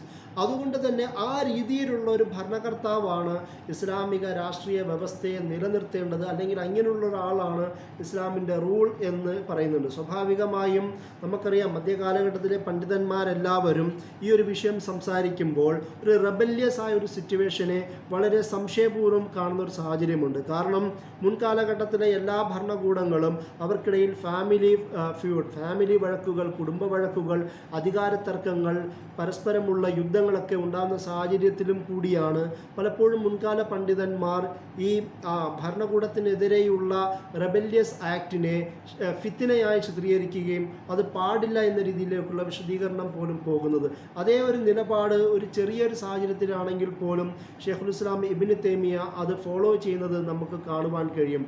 എന്നാൽ അദ്ദേഹം തന്നെ ഒരു റെബല്യൻ, അതായത് ഒരു പ്രക്ഷോഭം, ഭരണകൂട വിരുദ്ധ പ്രക്ഷോഭം ഒരു സാഹചര്യത്തിൽ അനുവദനീയമാണ് എന്ന് വിശദീകരിക്കുന്നത് കാണുവാൻ കഴിയും. അതായത് ഒരു സാഹചര്യത്തിൽ പോലും സമാധാനപരമായ വിശ്വാസം പുലർത്തി ജീവിക്കുവാൻ കഴിയാത്ത, ശരീഅത്തിൻ്റെ അടിസ്ഥാനത്തിൽ ജീവിക്കുവാൻ കഴിയാത്ത ഒരു സാഹചര്യം ഉണ്ടെങ്കിൽ അപ്പോൾ റെബല്യൻ കുഴപ്പമില്ല എന്ന രീതിയിൽ അദ്ദേഹം പറയുന്നുണ്ട്. എന്നാൽ പോലും അത് വിശദീകരിക്കുമ്പോൾ പോലും അദ്ദേഹം പറയുന്നത് ഇതിൻ്റെ ഒരു ഔട്ട്കം, ഈ ഒരു റെബല്യൻ്റെ ഔട്ട്കം അത് വളരെ നന്നാണ്, ഹസന ആണ് എന്നാണെങ്കിൽ മാത്രമേ ആ റെബല്യൻ അനുവദനീയമായി മാറുള്ളൂ. അല്ലെങ്കിൽ അത് മക്രുഹായിട്ടോ അല്ലെങ്കിൽ പലപ്പോഴും ചിലപ്പോൾ ഹറാമായി പോലും മാറുവാൻ കഴിയുമെന്നാണ് അദ്ദേഹം വിശദീകരിക്കുന്നത്. കാരണം റബല്യനെ കുറിച്ച് പറയുമ്പോൾ അദ്ദേഹത്തിൻ്റെ മംഗോൾ കാലഘട്ടത്തിനെതിരെ അദ്ദേഹം തന്നെ നേരിട്ട് ജിഹാദ് ചെയ്ത സംഭവത്തെ വിശദീകരിച്ചുകൊണ്ടാണ്. അങ്ങനെയുള്ള സാഹചര്യത്തിൽ അത് ഓരോ മുസ്ലിമിനും അനുവദനീയമായും നിർബന്ധമായി മാറുന്നു. അല്ലെങ്കിൽ ആ ഒരു ഔട്ട്കം അത് ശരിയല്ലാതായി മാറുന്നതെങ്കിൽ നമുക്കറിയാം ഫിഖുൽ മആലാത്തിനെ കുറിച്ചുള്ള സദുൽ ദറായിനെ കുറിച്ചുള്ള ചർച്ചകളും കൂടിയാണ് ഷെയ്ഖുൽ ഇസ്ലാം ഇബ്നു തൈമിയ ഒരു വിഷയത്തിലേക്ക് കൊണ്ടുവരുന്നത് എന്ന് നമുക്ക് ഈ ഒരു ചർച്ചയിൽ നിന്ന് മനസ്സിലാക്കുവാൻ കഴിയും. അതുകൊണ്ടാണ് അദ്ദേഹം ഈ ഒരു ചർച്ചകളിലേക്ക് കൊണ്ടുപോകുന്നത്. അതിൻ്റെ കൂടെ തന്നെ ഇദ്ദേഹം പറയുന്ന മറ്റൊരു പ്രധാനപ്പെട്ട പോയിന്റ്, ഒരു അധികാരം ഒരു ഭരണകൂടം മാത്രമല്ല, ഒരേ സമയം തന്നെ വ്യത്യസ്ത ഗവർണൻസ് ഉണ്ടാവാം എന്ന രീതിയിൽ പോലും ഷെയ്ഖുൽ ഇസ്ലാം ഇബ്നു തൈമിയ ഈ ഒരു ചർച്ചയെ കൊണ്ടുപോകുന്നത് കാണുവാൻ കഴിയും. അതായത് ഒരു വലിയൊരു എംപയർ, സാമ്രാജ്യത്വം എന്ന രീതിയിലായിരുന്നല്ലോ ഉമയ്യ, അബ്ബാസി, അതുപോലെ തന്നെ അത് സ്പെയിനിലാണെങ്കിലും ഇന്ത്യയിലാണെങ്കിലും ഉസ്മാനി ഖിലാഫത്തിലാണെങ്കിലും നടന്നത്. ഒരു സാമ്രാജ്യം എന്ന രീതിയിലാണ് നടന്നത്. അപ്പോൾ അതുകൊണ്ട് തന്നെ ആ ഒരു കൺസെപ്റ്റിന് നേരെ വിരുദ്ധമായി ഖിലാഫത്ത് എന്നുള്ളതിനെ ഇദ്ദേഹം വിശദീകരിക്കുന്നത് വ്യത്യസ്തമായ ഗവർണൻസ് ഒരേ സമയം സാധ്യമാണ് എന്നുള്ള ഒരു ചിന്തയും കൂടി അദ്ദേഹം ഷെയ്ഖുൽ ഇസ്ലാം ഇബ്നു തൈമിയ മുന്നോട്ട് വെക്കുന്നത് കാണുവാൻ കഴിയും. ഷെയ്ഖുൽ ഇസ്ലാം ഇബ്നു തൈമിയയുടെ ചിന്തയ്ക്ക് ശേഷം നമുക്ക് പ്രധാനമായും എണ്ണാൻ കഴിയുന്ന പ്രധാനപ്പെട്ട ഒരു പണ്ഡിതൻ ഷെയ്ഖ് ഇബ്നു ഖൽദൂൻ്റെ ചിന്തകളാണ്. അദ്ദേഹത്തിൻ്റെ തിയറിയായ അൽ അസബിയ കൺസെപ്റ്റും അതുപോലെ തന്നെ സൈക്കിൾ തിയറിയും പ്രധാനമായും ഇസ്ലാമിക രാഷ്ട്രീയ വ്യവസ്ഥയിലും ഇസ്ലാമിക സാമൂഹിക നിർമ്മാണത്തിലും ചർച്ച ചെയ്യപ്പെടുന്ന ഒരു കാര്യമാണ്. ബർബർ സമൂഹ ഗോത്രവർഗക്കാർക്കിടയിൽ അവരുടെ സാമൂഹിക രാഷ്ട്രീയ ആത്മീയ സാംസ്കാരിക മാറ്റങ്ങളെക്കുറിച്ച് പഠിക്കുകയും അതിൻ്റെ അടിസ്ഥാനത്തിൽ തിയറി ഉണ്ടാക്കുകയും ചെയ്ത ആളാണ് ഷെയ്ഖ് ഇബ്നു ഖൽദൂൻ. അദ്ദേഹത്തിൻ്റെ മുഖദ്ദിമയിലും ഇത് പൂർണ്ണമായി വിശദീകരിക്കുന്നതായി നമുക്ക് കാണുവാൻ കഴിയും.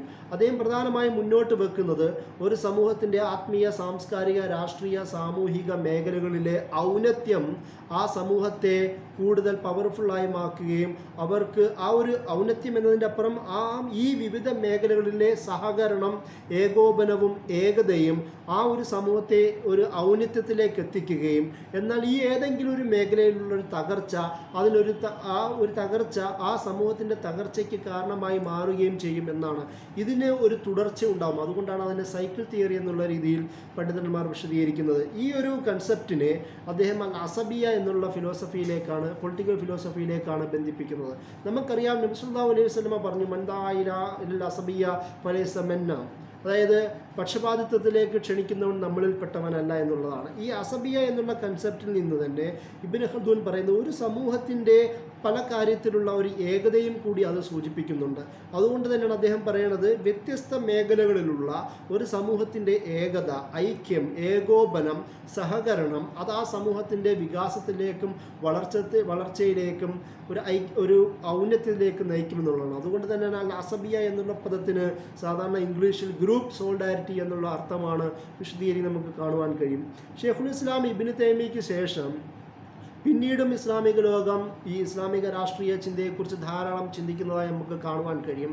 അതുകൊണ്ട് തന്നെയാണ് സയ്യിദ് അഹമ്മദ് സർഹിന്ദിനെ പോലുള്ള ഇന്ത്യയിലെ 16-ാം നൂറ്റാണ്ടിൽ തന്നെ ജീവിച്ചിരുന്ന പ്രധാനപ്പെട്ട പണ്ഡിതന്മാർ ഭരണകൂട വ്യവസ്ഥയെ ഉപയോഗപ്പെടുത്തിക്കൊണ്ട് തന്നെ ജഹാംഗീറിൻ്റെ അധികാര വ്യവസ്ഥയിൽ ഉപദേശ നിർദ്ദേശങ്ങളിലൂടെ തന്നെ കൂടുതൽ ഇസ്ലാമിക സാമൂഹിക വ്യവസ്ഥയ്ക്ക് പണിയെടുക്കുന്നതായി നമുക്ക് കാണുവാൻ കഴിയും.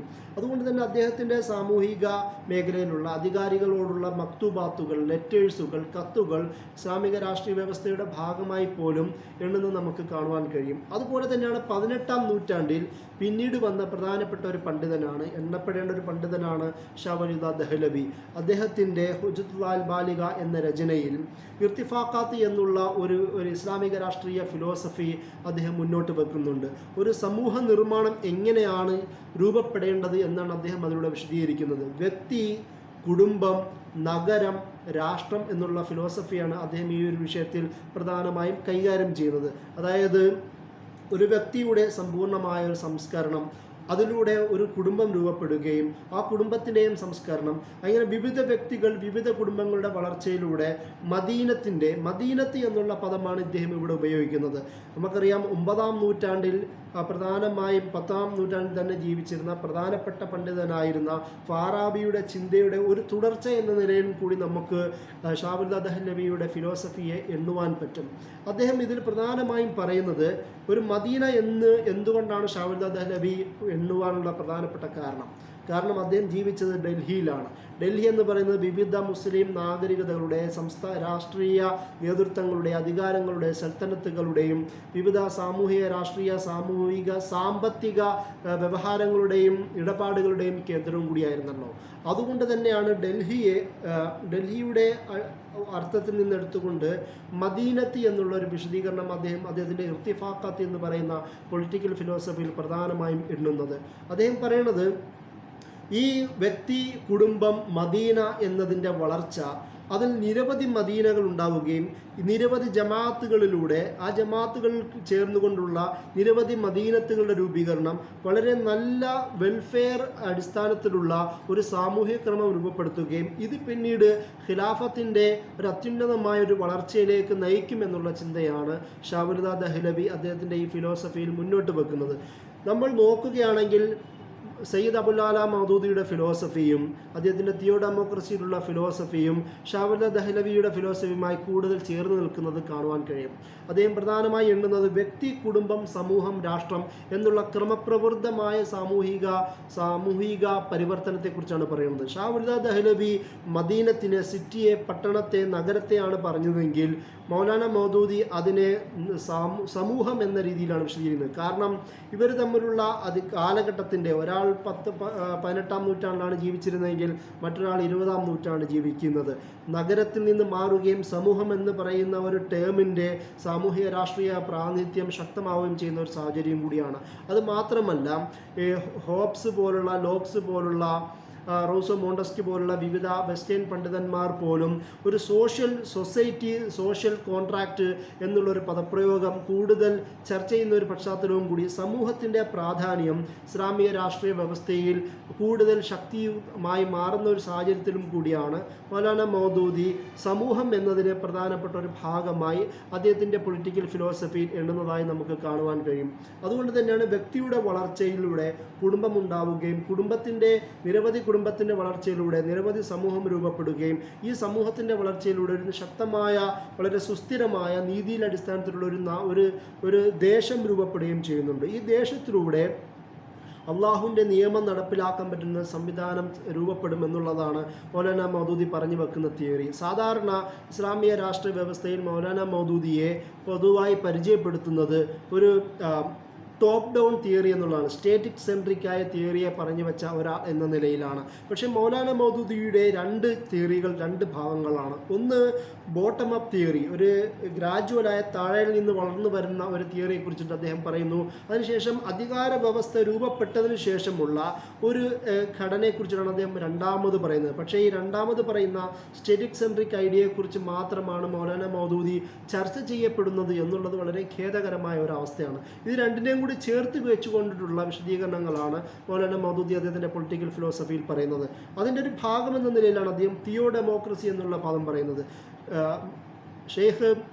ഷെയ്ഖുൽ ഇസ്ലാം ഇബ്നു തൈമിയ പരിചയപ്പെടുത്തിയ ഇത് തിയോക്രസി അല്ല, അല്ലെങ്കിൽ ഒരു പൗരോഹിത്യ ഭരണം എന്നൊന്നല്ല, ജനങ്ങൾക്ക് വേണ്ടിയിട്ടുള്ള, ജനങ്ങളുടെ സ്കീമിന് വേണ്ടിയിട്ടുള്ള, വെൽഫെയറിന് വേണ്ടിയിട്ടുള്ള, അതിന് വേണ്ടിയിട്ടുള്ള ഭരണമാണ് എന്ന് പരിചയപ്പെടുത്തിയ പോലെ തന്നെ മൗലാന മൗദൂദി പറയുന്നത് അള്ളാഹുവിൻ്റെ അധികാരം, അപ്രമാദിത്വം, ശരീഅത്തിൻ്റെ അപ്രമാദിത്വം നിലനിർത്തുന്ന തിയോ എന്നുള്ള കൺസെപ്റ്റും അതുപോലെ തന്നെ അവിടെ ജനങ്ങളുടെ പ്രാതിനിധ്യം ഉറപ്പുവരുത്തുക എന്ന് പറയുന്ന ഡെമോക്രാറ്റിക് പ്രോസസ്സും ശരീഅത്തിലൂടെ അല്ലെങ്കിൽ ഷൂറയിലൂടെ, പൊതുജന പങ്കാളിത്തത്തിലൂടെ, പൊതുജനങ്ങളുടെ ഡിസിഷൻ മേക്കിങ്ങിലുള്ള പാർട്ടിസിപ്പേഷനിലൂടെ, പങ്കാളിത്തത്തിലൂടെ, ഷെയറിംഗ് പവർ എന്ന് പറയുന്ന പങ്കാളിത്തത്തിലൂടെ അവരുടെ അധികാരവും അവരുടെ സംരക്ഷണവും സ്വാതന്ത്ര്യവും ഉറപ്പുവരുത്തുക എന്നുള്ള അധികാരക്രമത്തിലൂടെയുള്ള ഭരണവ്യവസ്ഥയ്ക്കാണ് മൗലാന മൗദൂദി തിയോ ഡെമോക്രസി എന്നുള്ള പദം കൊണ്ട് ഉദ്ദേശിക്കുന്നത്. അതുകൊണ്ട് തന്നെയാണ് അദ്ദേഹം പറയുന്നത് ഇത് ഖിലാഫത്തിൻ്റെ ഒരു ആധുനിക മോഡൽ എന്നുള്ളൊരു കൺസെപ്റ്റിനെ അദ്ദേഹം മുന്നോട്ട് വെക്കുന്നുണ്ട്. അതിൻ്റെ കൂടെ ഇസ്ലാമിക രാഷ്ട്രീയ വ്യവസ്ഥ ചർച്ച ചെയ്യുമ്പോൾ പോലും പ്രധാനമായും പരിഗണിക്കേണ്ട 20-ാം നൂറ്റാണ്ടിലെ മറ്റൊരു ഡെവലപ്മെൻറ്റാണ് ഷീ പൊളിറ്റിക്കൽ തോട്ടിലെ വിലായത്തെ ഫഖി എന്ന് പറയുന്ന ആയത്തുള്ള ഹുമൈനി മുന്നോട്ട് വെച്ച ഫിലോസഫി. അദ്ദേഹത്തിൻ്റെ ദസ്തൂർ എന്ന് വിളിക്കപ്പെടുന്ന, കോൺസ്റ്റിറ്റ്യൂഷൻ എന്ന ഭരണഘടന എന്ന് വിളിക്കപ്പെടുന്ന രചനയിൽ ഇത് കൂടുതൽ വിശദീകരിക്കുന്നത് കാണുവാൻ കഴിയും. അദ്ദേഹം പറയുന്നത് ഒരു ഫഖീഹ് എന്ന് പറയുന്ന ഇസ്ലാമിക സാങ്കേതിക വൈജ്ഞാനിക മേഖലയിൽ അത്യുന്നതനായ ഒരു പണ്ഡിതൻ്റെ നേതൃത്വത്തിലുള്ള ഒരു ഭരണവ്യവസ്ഥ എന്ന രീതിയിലാണ്. അതിനും ഇമാമത്ത് എന്നുള്ളൊരു കൺസെപ്റ്റിലേക്ക് ചേർത്ത് വായിച്ചുകൊണ്ട് തന്നെയാണ് ഇദ്ദേഹം ആയത്തുള്ള ഹുമൈനി ഇതിനെ വിശദീകരിക്കുന്നത് നമുക്ക് കാണുവാൻ കഴിയും. അതിനുശേഷമാണ് ഈ ഒരു ആശയത്തിൽ നിന്നുകൊണ്ട് തന്നെയാണ് എന്താണ് ഈ പൊളിറ്റിക്കൽ ഇസ്ലാം അല്ലെങ്കിൽ ഇസ്ലാമിസം എന്നുള്ള ചർച്ചയിലേക്ക് എത്തുന്നത്. സ്വാഭാവികമായും ആ പദപ്രയോഗം യഥാർത്ഥത്തിൽ രൂപപ്പെടുന്നത് വളരെ നെഗറ്റീവായ കൊണേറ്റേഷനുള്ള അധികാരം നിലനിർത്തുക, അതുപോലെ തന്നെ ആൻറ്റി വുമണായ, ആൻറ്റി വെസ്റ്റേണായ, ആൻറ്റി പ്രോഗ്രസ് ആയ, ആൻറ്റി എഡ്യൂക്കേഷൻ എന്ന രീതിയിലുള്ള വയലൻ്റായ, അഗ്രസീവായ, റിപ്രസീവായ, സപ്രസീവായ അല്ലെങ്കിൽ സപ്രസ് ചെയ്യുന്ന ഒരു വിഭാഗം എന്ന രീതിയിലാണ് ഇസ്ലാമിസം എന്നുള്ള പദം പൊതുവെ രൂപപ്പെട്ടതും ചർച്ച ചെയ്യപ്പെട്ടതുമുള്ളത്. ഇസ്ലാമിസം എന്നുള്ള പദത്തിൽ ഷിയയി, സുന്നി, സൂഫി ഡിവിഷൻ നമുക്ക് കാണുവാൻ കഴിയില്ല. എല്ലാവരെയും അധികാരത്തെക്കുറിച്ച് സംസാരിക്കുന്ന, മുസ്ലിങ്ങളുടെ രാഷ്ട്രീയ സാമൂഹിക പ്രധാനത്തെക്കുറിച്ച് സംസാരിക്കുന്ന എല്ലാവരെയും ആ ഒരു പദത്തിൽ ഉൾപ്പെടുത്തിയിരിക്കുന്നു എന്നുള്ളതാണ് അതിൻ്റെ യഥാർത്ഥ വസ്തുത. അതുപോലെ തന്നെ ഇതിൻ്റെ മറ്റൊരു പദപ്രയോഗം കൂടിയാണ് പൊളിറ്റിക്കൽ ഇസ്ലാം. അതായത് ഇസ്ലാമിസം എന്ന് പറഞ്ഞതിന് വളരെ മുത്തറാദിഫായി അതിൻ്റെ കൂടെ തന്നെ അനുപൂരകമായി തന്നെ ഉപയോഗിക്കുന്ന പദമാണ് പൊളിറ്റിക്കൽ ഇസ്ലാം. ഈ രണ്ട് പദം കൊണ്ടും പ്രധാനമായി ഉദ്ദേശിക്കുന്നത് അധികാരം നിലനിർത്തുക, സ്റ്റേറ്റ് സ്ഥാപിക്കുക, ശരീഅത്ത് നടപ്പിലാക്കുക എന്നുള്ള സ്വപ്നം വെച്ചുകൊണ്ട് പ്രവർത്തിക്കുന്നവരെ ഉദ്ദേശിക്കാൻ വേണ്ടിയിട്ടാണ് ഈ പദം ഉപയോഗിക്കുന്നത്. അതുകൊണ്ട് തന്നെ ഈ പദത്തിൽ അധികാരം ഉപയോഗിക്കുന്ന പറഞ്ഞ് ഏതൊക്കെ തരത്തിൽ ആയുധമെടുത്ത മുസ്ലിം സമൂഹത്തിൽ തന്നെ രൂപപ്പെട്ട എല്ലാത്തരം തീവ്രവാദികളെ പോലും ഇസ്ലാമിസം അല്ലെങ്കിൽ പൊളിറ്റിക്കൽ ഇസ്ലാം എന്നുള്ള പദത്തോട് ചേർത്ത് വായിക്കുന്നു എന്നുള്ളത് അതിൻ്റെ ആ ഒരു ചർച്ചയുടെ ഇൻകോഹറൻസ് നമുക്ക് വ്യക്തമാക്കി തരുന്നുണ്ട്. അതായത് സമാധാനപരമായ സാമൂഹ്യ പരിഷ്കരണത്തെക്കുറിച്ച് സംസാരിക്കുന്ന പ്രസ്ഥാനങ്ങളെയും എന്നാൽ ഒട്ടും നീതിയുടെ അടിസ്ഥാനത്തിലോ നിയമമോ നോക്കാതെ ഒരു പരിശീലനവും ഇല്ലാത്ത അധാർമികളായ തീവ്രവാദി വിഭാഗത്തിൻ്റെ പ്രവർത്തനയുടെയും ചേർത്ത് വെച്ചുകൊണ്ടാണ് പൊളിറ്റിക്കൽ ഇസ്ലാം എന്നുള്ള പദം അല്ലെങ്കിൽ ഈ ഇസ്ലാമിസം എന്നുള്ള പദം ചർച്ച ചെയ്യപ്പെടുന്നത് എന്നതും കൂടി നമ്മൾ മനസ്സിലാക്കേണ്ടതുണ്ട്. അതുകൊണ്ട് തന്നെ ഇസ്ലാമിസ്റ്റ് എന്നുള്ള പദം പലപ്പോഴും നെഗറ്റീവായ അർത്ഥമുള്ളതുകൊണ്ട് അതിന് എല്ലാ തരത്തിലുമുള്ള അക്രമ വിഭാഗങ്ങളെയും കൂടി ഉൾപ്പെടുത്തുന്ന ആയതുകൊണ്ട് തന്നെ അതിനെ ആ പദം ഉപയോഗിക്കുന്നതിൽ കൂടുതൽ സൂക്ഷ്മത പുലർത്തേണ്ടതുണ്ട് എന്നും കൂടി പറയുന്നുണ്ട്. അതുപോലെ തന്നെയാണ് ആധുനിക പണ്ഡിതന്മാർക്കിടയിൽ നിരവധി മാറ്റങ്ങൾ രൂപപ്പെടുന്നുണ്ട്. അതായത് റാഷിൽ ഖന്നൂഷി അടക്കമുള്ള ഒരു ഫിഖ്ഹുൽ മുവാത്തന, സിറ്റിസൺഷിപ്പുമായി ബന്ധപ്പെട്ടുള്ള ചർച്ച, അതുപോലെ തന്നെ അൽ ഇസ്ലാം ഹുവൽ ഹല്ലി എന്നുള്ള ഇഖ്വാൻ മുസ്ലിമൂൻ്റെ ചർച്ചയിൽ നിന്ന് മാറുകയും അവർക്കിടയിൽ തന്നെ രൂപപ്പെട്ട വിവിധ രാഷ്ട്രീയ ഡെവലപ്മെൻറ്റുകളെയും കുറിച്ച് അറിയേണ്ടതുണ്ട്. അതായത് ഒരു ഖിലാഫത്ത് അല്ലെങ്കിൽ ഇസ്ലാമിക് സ്റ്റേറ്റ് എന്നുള്ള കൺസെപ്റ്റിനെ വികസിച്ചുകൊണ്ട് പിൽക്കാലത്ത് ഇഖ്വാൻ മുസ്ലിം നേതൃത്വം തന്നെ പറഞ്ഞു വെച്ചത് നമുക്കൊരു വെൽഫെയർ സ്റ്റേറ്റ്, സിവിൽ സ്റ്റേറ്റ് എന്നുള്ള കൺസെപ്റ്റാണ്. പൊതുജനങ്ങളെയും ഉൾക്കൊള്ളുന്ന അവരുടെ അവരുടെ വിചാര വികാരങ്ങളും അവർക്കുള്ള ഡെവലപ്മെൻറ്റുകളും അവർക്കുള്ള സ്വാതന്ത്ര്യവും ഉറപ്പുവരുത്തുന്ന അതിലും സ്വാതന്ത്ര്യം ഉറപ്പുവരുത്തുന്ന ഒരു സംവിധാനം എന്ന നിലയിലാണ് വെൽഫെയർ എന്നുള്ള പദത്തെ ഇഖ്വാന് പോലും പിന്നീട് വിശദീകരിക്കുന്നത് നമുക്ക് കാണുവാൻ കഴിയും. അതുകൊണ്ട് തന്നെ അവർ തന്നെ രൂപീകരിച്ച ഹിസ്ബുൽ ഹുരിയത്ത് വൽ അദാല എന്നുള്ള സംഘടനയെ പോലും ആ ഒരു ടെർമിനോളജിയാണ് അവർ കൈകാര്യം ചെയ്തത്. അതുപോലെ തന്നെയാണ് റാഷിൽ ഖന്നൂഷിയുടെ താദുദിയ സിയാസിയ, പൊളിറ്റിക്കൽ പ്ലൂറലിസം എന്ന് പറയുന്ന ഫിലോസഫി അദ്ദേഹം കൈകാര്യം ചെയ്യുന്നത്. അതായത് ഒരു സാമൂഹ്യ ക്രമത്തിൽ, ഒരു രാഷ്ട്രീയ ക്രമത്തിൽ എല്ലാവർക്കും ഒരുപോലെ ഡിസിഷൻ മേക്കിങ്ങിൽ പങ്കാളിത്തം ഉറപ്പുവരുത്തേണ്ടതുണ്ട്. അത് മുസ്ലിമോ നോൺ മുസ്ലിമോ എന്ന് വേർതിരിവില്ലാതെ ഒരു സമൂഹത്തിൻ്റെ വളർച്ചയിൽ എല്ലാവർക്കും ഒരുപോലെ പങ്ക് കൊള്ളുവാൻ സാഹചര്യമുണ്ട്, അവസരവുമുണ്ട്. ഒരു ഷൂറ എന്നത് ഏതെങ്കിലും ഒരു പണ്ഡിതന്മാരുടെ ഒരു കൂട്ടത്തെ എന്ന് മാത്രമായി കരുതരുത് എന്ന് റാഷിൽ ഖന്നൂഷി അൽ താദുദിയ സിയാസിയ എന്ന പൊളിറ്റിക്കൽ ഫിലോസഫി സംസാരിക്കുമ്പോൾ പറയുന്നുണ്ട്. ഹസൻ തുറാബി ഷൂറയെക്കുറിച്ച് സംസാരിക്കുന്ന ഭാഗത്ത് അദ്ദേഹം പറയുന്നത് ഷൂറ എന്ന് പറഞ്ഞ ഏതെങ്കിലും പണ്ഡിതന്മാരുടെ ഇസ്ലാമിക സാങ്കേതിക സംജ്ഞയിൽ ആലിമെന്ന് വിളിക്കപ്പെടുന്ന ഒരു കൺവെൻഷണലായ പണ്ഡിതന്മാരുടെ ഒരു കൂട്ടത്തെ അല്ല ഷൂറ എന്ന് കരുതേണ്ടത്. അദ്ദേഹം പറയുന്നത് ഒരു സമൂഹത്തിൽ വിവിധ മേഖലകളിൽ എക്സ്പേർട്ടായ ആൾക്കാരെയും അതത് കാര്യങ്ങൾ അവരുടെ ഉപദേശ നിർദ്ദേശങ്ങളിലൂടെയും മാർഗനിർദ്ദേശങ്ങളുടെയും കൈക്കൊണ്ടിട്ടുള്ള ഒരു സാമൂഹ്യ നിർമ്മാണത്തെക്കുറിച്ച് സംസാരിക്കുമ്പോഴാണ് ഷൂറ എന്നുള്ള അർത്ഥം ഉണ്ടാവുന്നത് എന്നാണ് ഹസൻ തുറാബി മുന്നോട്ട് വെക്കുന്നത്.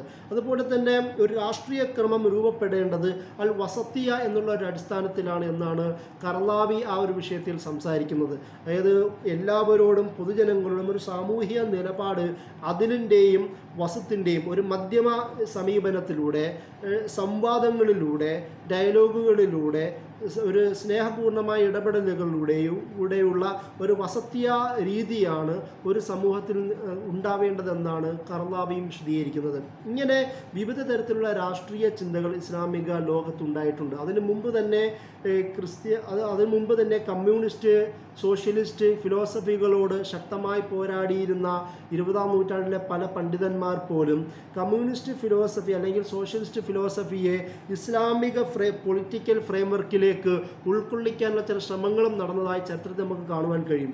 മുസ്തഫ സിഫായി അദ്ദേഹത്തിൻ്റെ അൽ ഇഷ്തിറാഖിയ അൽ ഇസ്ലാമിയ എന്നുള്ള ചിന്ത, അതായത് ഇസ്ലാമിക സോഷ്യലിസം എന്നുള്ള ചിന്ത, അത് സോഷ്യലിസം എന്നുള്ള അറബ് ഭാഗങ്ങളും സിറിയൻ, ലബനാൻ ഭാഗങ്ങളിലുമെല്ലാം ശക്തമായിരുന്നൊരു പശ്ചാത്തലത്തിൽ ഇസ്ലാമിന് പോലും ഒരു സോഷ്യലിസ്റ്റ് അപ്രോച്ച് ഉണ്ട് എന്ന് പറഞ്ഞു വെച്ച ഒരു ചിന്തയാണ് അൽ ഇഷ്തിറാഖിയ അൽ ഇസ്ലാമിയ. ഹസൻ തുറാബിയുടെ അല്ലെങ്കിൽ മുസ്തഫ സിബായിയുടെ ചിന്തകൾ കൂടുതൽ പഠിക്കേണ്ടത് അനിവാര്യമാണ്. അതുപോലെ തന്നെ അൽ യസാറുൽ ഇസ്ലാമിക് ലെഫ്റ്റ് എന്ന് പറയുന്ന ചിന്ത മുന്നോട്ട് വെച്ച ആളാണ് ഈജിപ്ഷ്യൻ മുൻ ഇഖ്വാനി പണ്ഡിതനായിരുന്ന, പിന്നീട് ഇഖ്വാനിൽ നിന്ന് മാറി സ്വതന്ത്രമായി ചിന്തിച്ച ഹസൻ ഹനഫിയുടെ ഇസ്ലാമിക് ലെഫ്റ്റ് എന്നുള്ള ചിന്ത. അപ്പോൾ ഇങ്ങനെയുള്ള ഇസ്ലാമിക് ലെഫ്റ്റ് അവിടെ, അതായത് അവരുടെ കാലങ്ങളിൽ കമ്മ്യൂണിസ്റ്റ്, സോഷ്യലിസ്റ്റ് ചിന്തകൾ ശക്തമാവുകയും ആ ഒരു സാമൂഹിക ക്രമത്തെ ഇസ്ലാമിക ചിന്തയോട് അടുത്ത് നിർത്തുവാനുള്ള ശ്രമഫലമായിട്ടാണ് അഷ്തിറാഖിയ അൽ ഇസ്ലാമിയയും ഇസ്ലാമിക് ലെഫ്റ്റ് അൽ യസാറുൽ ഇസ്ലാമിയ എന്നുള്ള പദപ്രയോഗങ്ങൾ രൂപപ്പെട്ടത് എന്നും കൂടി മനസ്സിലാക്കേണ്ടതുണ്ട്. ഈ പദപ്രയോഗങ്ങളുടെ ഒരു സാമൂഹ്യ രാഷ്ട്രീയ പശ്ചാത്തലം പഠിക്കുമ്പോൾ മാത്രമാണ് എത്രത്തോളം ഈ പണ്ഡിതന്മാർ അതത് കാലഘട്ടത്തിലെ സാമൂഹ്യ ക്രമങ്ങളെ ഇസ്ലാമിക വീക്ഷണത്തിൽ അടിസ്ഥാനത്തിൽ നോക്കുവാൻ ശ്രമിച്ചത് എന്ന് നമുക്ക് മനസ്സിലാക്കുവാൻ കഴിയും. ഇങ്ങനെ ഇസ്ലാമിക രാഷ്ട്രീയ വ്യവസ്ഥ എന്നത് ഏതെങ്കിലും ഒരു ഘട്ടത്തിൽ തുടങ്ങുകയോ അവസാനിക്കുകയോ ചെയ്തതല്ല. ഇസ്ലാമിക രാഷ്ട്രീയ ചിന്ത എന്നത് ഒരു പിന്തുടർച്ചയാണ്. അതിനൊരു ഹെറിറ്റേജ് ഉണ്ട്, അതിനൊരു പൈതൃകമുണ്ട്, അതിനൊരു തുടർച്ചയുണ്ട്. അതുകൊണ്ട് തന്നെയാണ് ഷാബിൽദ ദഹ്ലവിയുടെ 18-ാം നൂറ്റാണ്ടിലെ ചിന്തയെ 20-ാം നൂറ്റാണ്ടിൽ നിന്നുകൊണ്ട് മൗലാന മൗദൂദി വിശദീകരിക്കുന്നത്. 14-ാം നൂറ്റാണ്ടിലുണ്ടായിരുന്ന ഷെയ്ഖുൽ ഇസ്ലാം ഇബ്നു തൈമിയയുടെ തൗഹീദുമായിട്ടുള്ള ചിന്തകളെ മൗലാന മൗദൂദി തന്നെ 20-ാം നൂറ്റാണ്ടിൽ ദീന്, അദ്ല്, ദീന്, ഇബാദത്ത്, അബ്ദ്, ഇലാഹ്, റബ്ബ് എന്നുള്ള പദപ്രയോഗങ്ങളുടെ വിശദീകരിക്കുന്നത്. ഖുർആനിലെ 4 സാങ്കേതിക ശബ്ദങ്ങൾ ഖുർആൻ കി 4 ബുനിയാദി ഇസ്ലാഹി എന്ന് പറയുന്ന ആ കിതാബിൽ അദ്ദേഹം വിശദീകരിക്കുന്നുണ്ട്. ദീന് എന്നത് ഇസ്ലാം എന്ന ഒരു സകല സമ്പൂർണമായ ഫുൾ ഫ്ലെഡ്ജ്ഡ് ആയ ഒരു ഷുമൂലിയായ ഒരു വ്യവസ്ഥയാണ് ദീൻ എന്ന് കൊണ്ട് ഉദ്ദേശിക്കുന്നത്. കാരണം ദീൻ എന്ന് ഖുർആനിൽ നിയമക്രമത്തെക്കുറിച്ചും ക്രിമിനൽ നിയമങ്ങളെക്കുറിച്ചും പരാമർശിക്കുന്ന ഭാഗത്തുണ്ട്, രക്ഷാശിക്ഷയെക്കുറിച്ച് പറയുന്ന യോമുദ്ദീൻ എന്ന് പറയുന്ന ഭാഗത്തുണ്ട്, അധികാരത്തെക്കുറിച്ച് പറയുന്ന ഭാഗങ്ങളിലും ദീനിനെ കുറിച്ച് പറയുന്നുണ്ട്. ഇലാഹി എന്നത് അള്ളാഹു എന്ന അപ്രമാദിത്വം കാണിക്കുന്ന തൗഹീദിൻ്റെ ആദ്യത്തെ പോയിൻ്റാണ്. ആ പോയിന്റിൽ നിന്നാണ് ഭരണ സംവിധാനത്തെക്കുറിച്ചുള്ള, അധികാരത്തെക്കുറിച്ചുള്ള, നിയമനിർമ്മാണത്തെക്കുറിച്ചുള്ള, പ്രാതിനിധ്യത്തെക്കുറിച്ചിട്ടുള്ള ആശയങ്ങൾ രൂപപ്പെടുന്നത്. റബ്ബ് എന്നതാണ്, അള്ളാഹുവാണ് ലോകത്തെ മുഴുവൻ പരിപാലിക്കുന്നത്. ആ ഒരു പരിപാലനത്വം, മാനേജ്മെൻറ്റ്, നിയന്ത്രണം, നിയന്താവ് എന്നത് റബ്ബിൽ നിന്നാണ് രൂപപ്പെടുന്നത്. അബ്ദ് എന്നുള്ളത് മനുഷ്യനും അള്ളാഹുവും തമ്മിലുള്ള ഒരു ബന്ധത്തെ സൂചിപ്പിക്കുന്നതാണ്. അള്ളാഹുവിൻ്റെ ഇബാദുകളാണ്, അള്ളാഹുവിൻ്റെ അടിമകളാണ് മനുഷ്യന്മാർ. ഖാലിഖ് എന്നുള്ളതും ഖൽഖ് എന്നതിനെ വേർതിരിക്കുന്ന പദപ്രയോഗമാണ് അബ്ദ് എന്ന് മൗലാന മൗദൂദി ആ പദപ്രയോഗങ്ങൾ വിശദീകരിക്കുന്നുണ്ട്. അപ്പോൾ ഈ ഒരു ചിന്തയിൽ നിന്നുകൊണ്ട് തന്നെയാണ് മൗലാന മൗദൂദി ഹാക്കിമിയത്ത് അല്ലെങ്കിൽ ഹുക്കൂമത്തെ ഇലാഹി എന്നുള്ള പദം വരുന്നത്. അള്ളാഹു ഖാലിഖാണെങ്കിൽ, അള്ളാഹു മഅബൂദാണെങ്കിൽ, അള്ളാഹു ഇലാഹാണെങ്കിൽ ആ അള്ളാഹു തന്നെയാണ് ഹാക്കിം എന്നുള്ള ചിന്ത രൂപപ്പെടുന്നത്. ആ ഹാക്കിമിൽ നിന്നാണ് ഹാക്കിമിയത്ത് എന്നുള്ള ചിന്തയെ മൗലാന മൗദൂദി വിശദീകരിക്കുന്നത്. അതുകൊണ്ട് തന്നെയാണ് അൻ അഖീമുദ്ദീൻ എന്ന ചിന്തയിലേക്ക് അദ്ദേഹം എത്തുന്നത്. അതായത് ഷെയ്ഖുൽ ഇസ്ലാം ഇബ്നു തൈമിയ്യ പറഞ്ഞതുപോലെ അൽ അംറു ബിൽ മഅറൂഫ് വ നഹ്യു അനിൽ മുൻകർ ഓരോ മനുഷ്യനും നിർബന്ധ ബാധ്യതയായി മാറുന്നു എന്നതുകൊണ്ട് തന്നെ ആ ഒരു ചിന്തയിലേക്ക് ഒരു സമൂഹം എല്ലാവരും ഒന്നിച്ചെത്തേണ്ടതാണ് എന്ന് മൗലാന മൗദൂദിയും പറയുന്നുണ്ട്. അതുകൊണ്ട് തന്നെ ഓരോ മുസ്ലിമിനെയും സംബന്ധിച്ചിടത്തോളം ഈ ഖദ് അഫ്ലഹൽ മുഅ്മിനൂൻ എന്ന് പറയുമ്പോൾ ഈ ഫലാഹി എന്നത് ഇഹപര ലോകത്തിൻ്റെ വിജയത്തെയാണ് സൂചിപ്പിക്കുന്നത്. ഇഹപര ലോകത്തെ വിശദീകരിക്കുന്ന ഭാഗത്ത് തന്നെ മുഅ്മിനുകൾ എങ്ങനെ സാമൂഹിക, രാഷ്ട്രീയ, മതപരമായ, ആത്മീയപരമായ മേഖലയിൽ ഉയർന്നു നിൽക്കണമെന്ന് സൂറത്ത് മുഅ്മിനൂനിൽ തന്നെ വിശദീകരിക്കുന്നുണ്ട്. അതിനെ തന്നെയും ചേർത്തുകൊണ്ട് തന്നെയാണ് അഖീമുദ്ദീൻ എന്ന് പറയുന്ന ഇഖാമത്തുദ്ദീൻ നടപ്പിലാക്കുക എന്നുള്ളത്. ദഅവത്തിലൂടെയും ഇസ്ലാഹിലൂടെയും അള്ളാഹുവിൻ്റെ ഭരണം ഭൂമിയിൽ നടപ്പിലാക്കുക എന്നുള്ള സ്വപ്നം ഓരോ മനുഷ്യൻ്റെയും മനസ്സിലുണ്ടാവണം എന്നുള്ള ചിന്തയിലേക്ക് മൗലാന മൗദൂദി എത്തുന്നത്. ഈ ചിന്തയിൽ നിന്നാണ് അദ്ദേഹത്തിൻ്റെ ബോട്ടം അപ്പ് തിയറി, വ്യക്തി, കുടുംബം, സമൂഹം, രാഷ്ട്രം എന്ന് പറയുന്ന ബോട്ടം അപ്പ് തിയറി മുന്നിൽ വെക്കുന്നത്. ഈ ചിന്തയുടെ ഒരു പൂർണ്ണത എന്ന രീതിയിലാണ് അദ്ദേഹത്തിൻ്റെ സ്റ്റേറ്റ് സെൻട്രിക്, അധികാരം ലഭിച്ചതിന് ശേഷം ഭരണം എങ്ങനെ നിലനിർത്തണമെന്നുള്ള ചിന്ത അദ്ദേഹം മുന്നോട്ട് വെക്കുന്നത്. ഇങ്ങനെയുള്ള ചിന്തയിൽ നിന്നാണ് നമുക്ക് ഹാക്കിമ്യത്തിനെ കുറിച്ചും ഹുക്കുമത്തെ ഇലാഹിനെ കുറിച്ചും ഇഖാമത്തിനെ കുറിച്ചുമുള്ള ചിന്തകൾ മൗലാന മൗദൂദി മുസ്ലിം സമൂഹത്തിൻ്റെ മുന്നിൽ വെച്ചത്. ഇതിൻ്റെ ചില വിവിധ വിശദീകരണങ്ങളാണ് അറബ് പണ്ഡിതന്മാരായ, പ്രത്യേകിച്ച് സെയ്ദ് ഖുതുബിനുള്ള പണ്ഡിതന്മാർ ജാഹിലിയത്ത് എന്നുള്ള ചിന്തയെ കൈകാര്യം ചെയ്യുന്നത്. നമുക്കറിയാം മൗലാന മൗദൂദി ജാഹിലിയത്ത് എന്നുള്ള ചിന്തയെ കൈകാര്യം ചെയ്യുന്ന ഒരു സമൂഹ നിർമ്മാണത്തിന് ആവശ്യമായ പദപ്രയോഗം എന്ന നിലയിലാണ്. അതായത് തബറുജുൽ ജാഹിലിയ, ഹുക്കുമുൽ ജാഹിലിയ, ദുന്നുൽ ജാഹിലിയ, ഹമിയത്തുൽ ജാഹിലിയ എന്ന് ഖുർആൻ വിശേഷിപ്പിച്ച 4 പദപ്രയോഗങ്ങളെ അതിൻ്റെ തബറുജുൽ, ഒരു സദാചാര ധാർമ്മികമായ ഒരു വ്യവസ്ഥയെക്കുറിച്ച് സംസാരിക്കുന്നു. ആ ജാഹിലിയത്തിന് പകരമായി ഇസ്ലാം മുന്നോട്ട് വെക്കുന്നു. ഹമിയത്തുൽ ജാഹിലിയ, സകലവിധ കമ്മ്യൂണൽ, പാർട്ടിസൺ, സെപ്പറേറ്റിസം ചിന്തകൾക്ക് ബദലായിക്കൊണ്ട്, എല്ലാത്തിനും എൻമിറ്റിക്കും ഹോസ്റ്റിലിറ്റിക്കും ബദലായിക്കൊണ്ട് ഇസ്ലാമിനെ മൗലാന മൗദൂദി മുന്നോട്ട് വെക്കുന്നു. അതുപോലെ തന്നെ വന്നുൽ ജാഹിലിയ, സകലവിധ അനിസ്ലാമികമായ ചിന്തകൾക്കും ബദലായിക്കൊണ്ട് ശരിയായ ട്രൂത്ത് കണ്ടെത്തുന്ന എന്ന ഒരു അർത്ഥത്തിൽ ഇസ്ലാമിൻ്റെ ഹിദായത്തിനെ അദ്ദേഹം മുന്നോട്ട് വെക്കുന്നു. അതുപോലെ തന്നെയാണ് അദ്ദേഹത്തിൻ്റെ ഹുക്കുമുൽ ജാഹിലിയ, അനിസ്ലാമികമായ ഖുർആൻ പറഞ്ഞതുപോലെ അള്ളാഹു അല്ലാത്തൊരു നിയമം നടപ്പിലാക്കുവാനാണോ നിങ്ങൾ ആഗ്രഹിക്കുന്നത് എന്നുള്ള ആയത്തുകളും വിശദീകരണങ്ങളും ഉപയോഗിച്ചുകൊണ്ട് തന്നെ ജാഹിലിയത്തിൻ്റെ ഹുക്കുമിന് മാറ്റിക്കൊണ്ട് ഇസ്ലാമിൻ്റെ ഹുക്കുമിനെ അദ്ദേഹം മുന്നോട്ട് വെക്കുന്നു. ഇങ്ങനെ ഒരു ഭരണം രൂപപ്പെടുമ്പോൾ ഉണ്ടാകുന്ന ഒരു ഫുൾ ഫ്ലെഡ്ജ്ഡ് ആയ സംവിധാനത്തെ, ധാർമ്മിക, സോഷ്യൽ ഹാർമണിയുടെ അടിസ്ഥാനത്തിലുള്ള, അതുപോലെ തന്നെ ഒരാളുടെ ഹുക്കുമുമായി ബന്ധപ്പെട്ട, ഒരാളുടെ ചിന്ത, ഐഡിയോളജിയുമായി ബന്ധപ്പെട്ട എല്ലാത്തിനും ഒരു ഓൾട്ടർനേറ്റീവും എന്ന നിലയിലാണ് ഇസ്ലാമിനെ അദ്ദേഹം മുന്നോട്ട് വെക്കുന്നത്. ഇതും ഇസ്ലാമിക രാഷ്ട്രീയ ചിന്തയിലെ ഒരു പുത്തനുണർവിന് കാരണമായി നമുക്ക് അറിയാൻ കഴിയും. അതുകൊണ്ട് തന്നെയാണ് സെയ്ദ് ഖുതുബിനെ പോലുള്ള പണ്ഡിതന്മാർ ഈ ജാഹിലിയത്ത് എന്നുള്ള ചിന്തയെ അറബ് ഭാഗത്തേക്ക് വിശദീകരിക്കുകയും അറബ് സമൂഹത്തിൽ നിലനിൽക്കുന്ന പ്രശ്നങ്ങളെ ക്രിട്ടിക്കലായി കാണുകയും ചെയ്യുന്ന ഒരു വിശദീകരണം സെയ്ദ് ഖുതുബും അറബ് ലോകത്ത് നടത്തുന്നത് നമുക്ക് കാണുവാൻ കഴിയും. അവിടെയും സെയ്ദ് ഖുതുബ് അൽ അദാല ലിജിത്തിമായ ഫിൽ ഇസ്ലാം എന്നുള്ള രചനയിലൂടെ ഇസ്ലാമിൻ്റെ ഒരു നീതി വ്യവസ്ഥയെക്കുറിച്ചും സാമൂഹിക നീതിയെക്കുറിച്ചും നമുക്ക് സംസാരിക്കുന്നത് കാണുവാൻ കഴിയും. മൗലാന മൗദൂദിയുടെ ചിന്തകൾ അറബ് ലോകത്തും വിവിധ ലോകത്തും ഇന്നും ശക്തമായി നിലനിൽക്കുന്നത് അദ്ദേഹം തന്നെ ഉണ്ടാക്കിയ മൗലികമായ ചിന്തകളിലൂടെയാണ്. പിന്നീട് റാഷിദ് ഗന്നൂഷി ആവട്ടെ, കർലാവി ആവട്ടെ, തുറാബി ആവട്ടെ, സെയ്ദ് ഖുതുബ് ആവട്ടെ, ഇഖ്വാനി വിവിധ പണ്ഡിതന്മാരാവട്ടെ, അത് വെസ്റ്റിലും ഈസ്റ്റിലുമുള്ള പണ്ഡിതന്മാർക്കെല്ലാവർക്കും ഇസ്ലാമിക രാഷ്ട്രീയ വ്യവസ്ഥയെക്കുറിച്ചും സാമ്പത്തിക വ്യവസ്ഥയെക്കുറിച്ചും സാമൂഹിക വ്യവസ്ഥയെക്കുറിച്ചുമുള്ള ചിന്തകൾക്ക് അടിയാധാരമായി മാറുന്ന മൗലാന മൗദൂദിയുടെ ചിന്തകൾ തന്നെയാണ്. നജാത്തുല്ലാ സിദ്ദീഖി ആവട്ടെ, ഉമർ ചാപ്ര ആവട്ടെ, FR ഫരീദി ആവട്ടെ, വിവിധ സാമ്പത്തിക മേഖലയിലുള്ള പണ്ഡിതന്മാർ പോലും മൗലാന മൗദൂദി മുന്നോട്ട് വെച്ച സാമൂഹ്യ സാമ്പത്തിക വ്യവസ്ഥയുടെ അടിസ്ഥാനത്തിൽ നിന്നുകൊണ്ടാണ് അവർ ചിന്തിച്ചത്. അതുകൊണ്ട് തന്നെയാണ് ഒരു മൗലാന മൗദൂദി മുന്നോട്ട് വെച്ച സാമൂഹിക രാഷ്ട്രീയ ക്രമം അത് കൂടുതൽ അബ്സ്ട്രാക്റ്റ് ആണെന്നതും അത് കൂടുതൽ വിശദീകരിക്കുകയും പഠിക്കുകയും അതിൻ്റെ കൂടെ കൂടുതൽ ക്രിട്ടിക്കലായി സമീപിക്കേണ്ടത് അനിവാര്യമാണെന്നുമുള്ള റാഷിദ് ഗന്നൂഷിയുടെയും മുഹമ്മദ് ഇമാറയെ പോലുള്ള പണ്ഡിതന്മാരും അഭിപ്രായപ്പെടുന്നത്. ഈ ഒരു തരത്തിൽ ഇസ്ലാമിക രാഷ്ട്രീയ വ്യവസ്ഥ എന്നത് ഒരു നീണ്ട തുടർച്ചയാണെന്നും ഇനിയും വരേണ്ടതാണെന്നും സ്റ്റേറ്റിനോട്, ആധുനിക സ്റ്റേറ്റ് കൺസെപ്റ്റിനോട് കൂടുതൽ അക്കോമഡേറ്റീവായ, കൂടുതൽ ക്രിട്ടിക്കലായ സമീപനം സ്വീകരിക്കേണ്ടതെന്നും പണ്ഡിതന്മാർ പറയുന്നത്. ആധുനിക സ്റ്റേറ്റ് കൺസെപ്റ്റ് എന്നത് അത് വളരെ സെൽഫിഷായ, സെൽഫ് സെൻറ്റേർഡായ, ഈഗോയിസ്റ്റായ അതുപോലെ തന്നെ അനാർക്കിസ്റ്റായ ഒരു സ്വഭാവത്തെ വിശദീകരിക്കുവാൻ വേണ്ടിയിട്ടാണ് വെസ്റ്റേൺ പൊളിറ്റിക്കൽ ഫിലോസഫിയിൽ സ്റ്റേറ്റ് എന്നതിനെ പരിചയപ്പെടുന്നത്.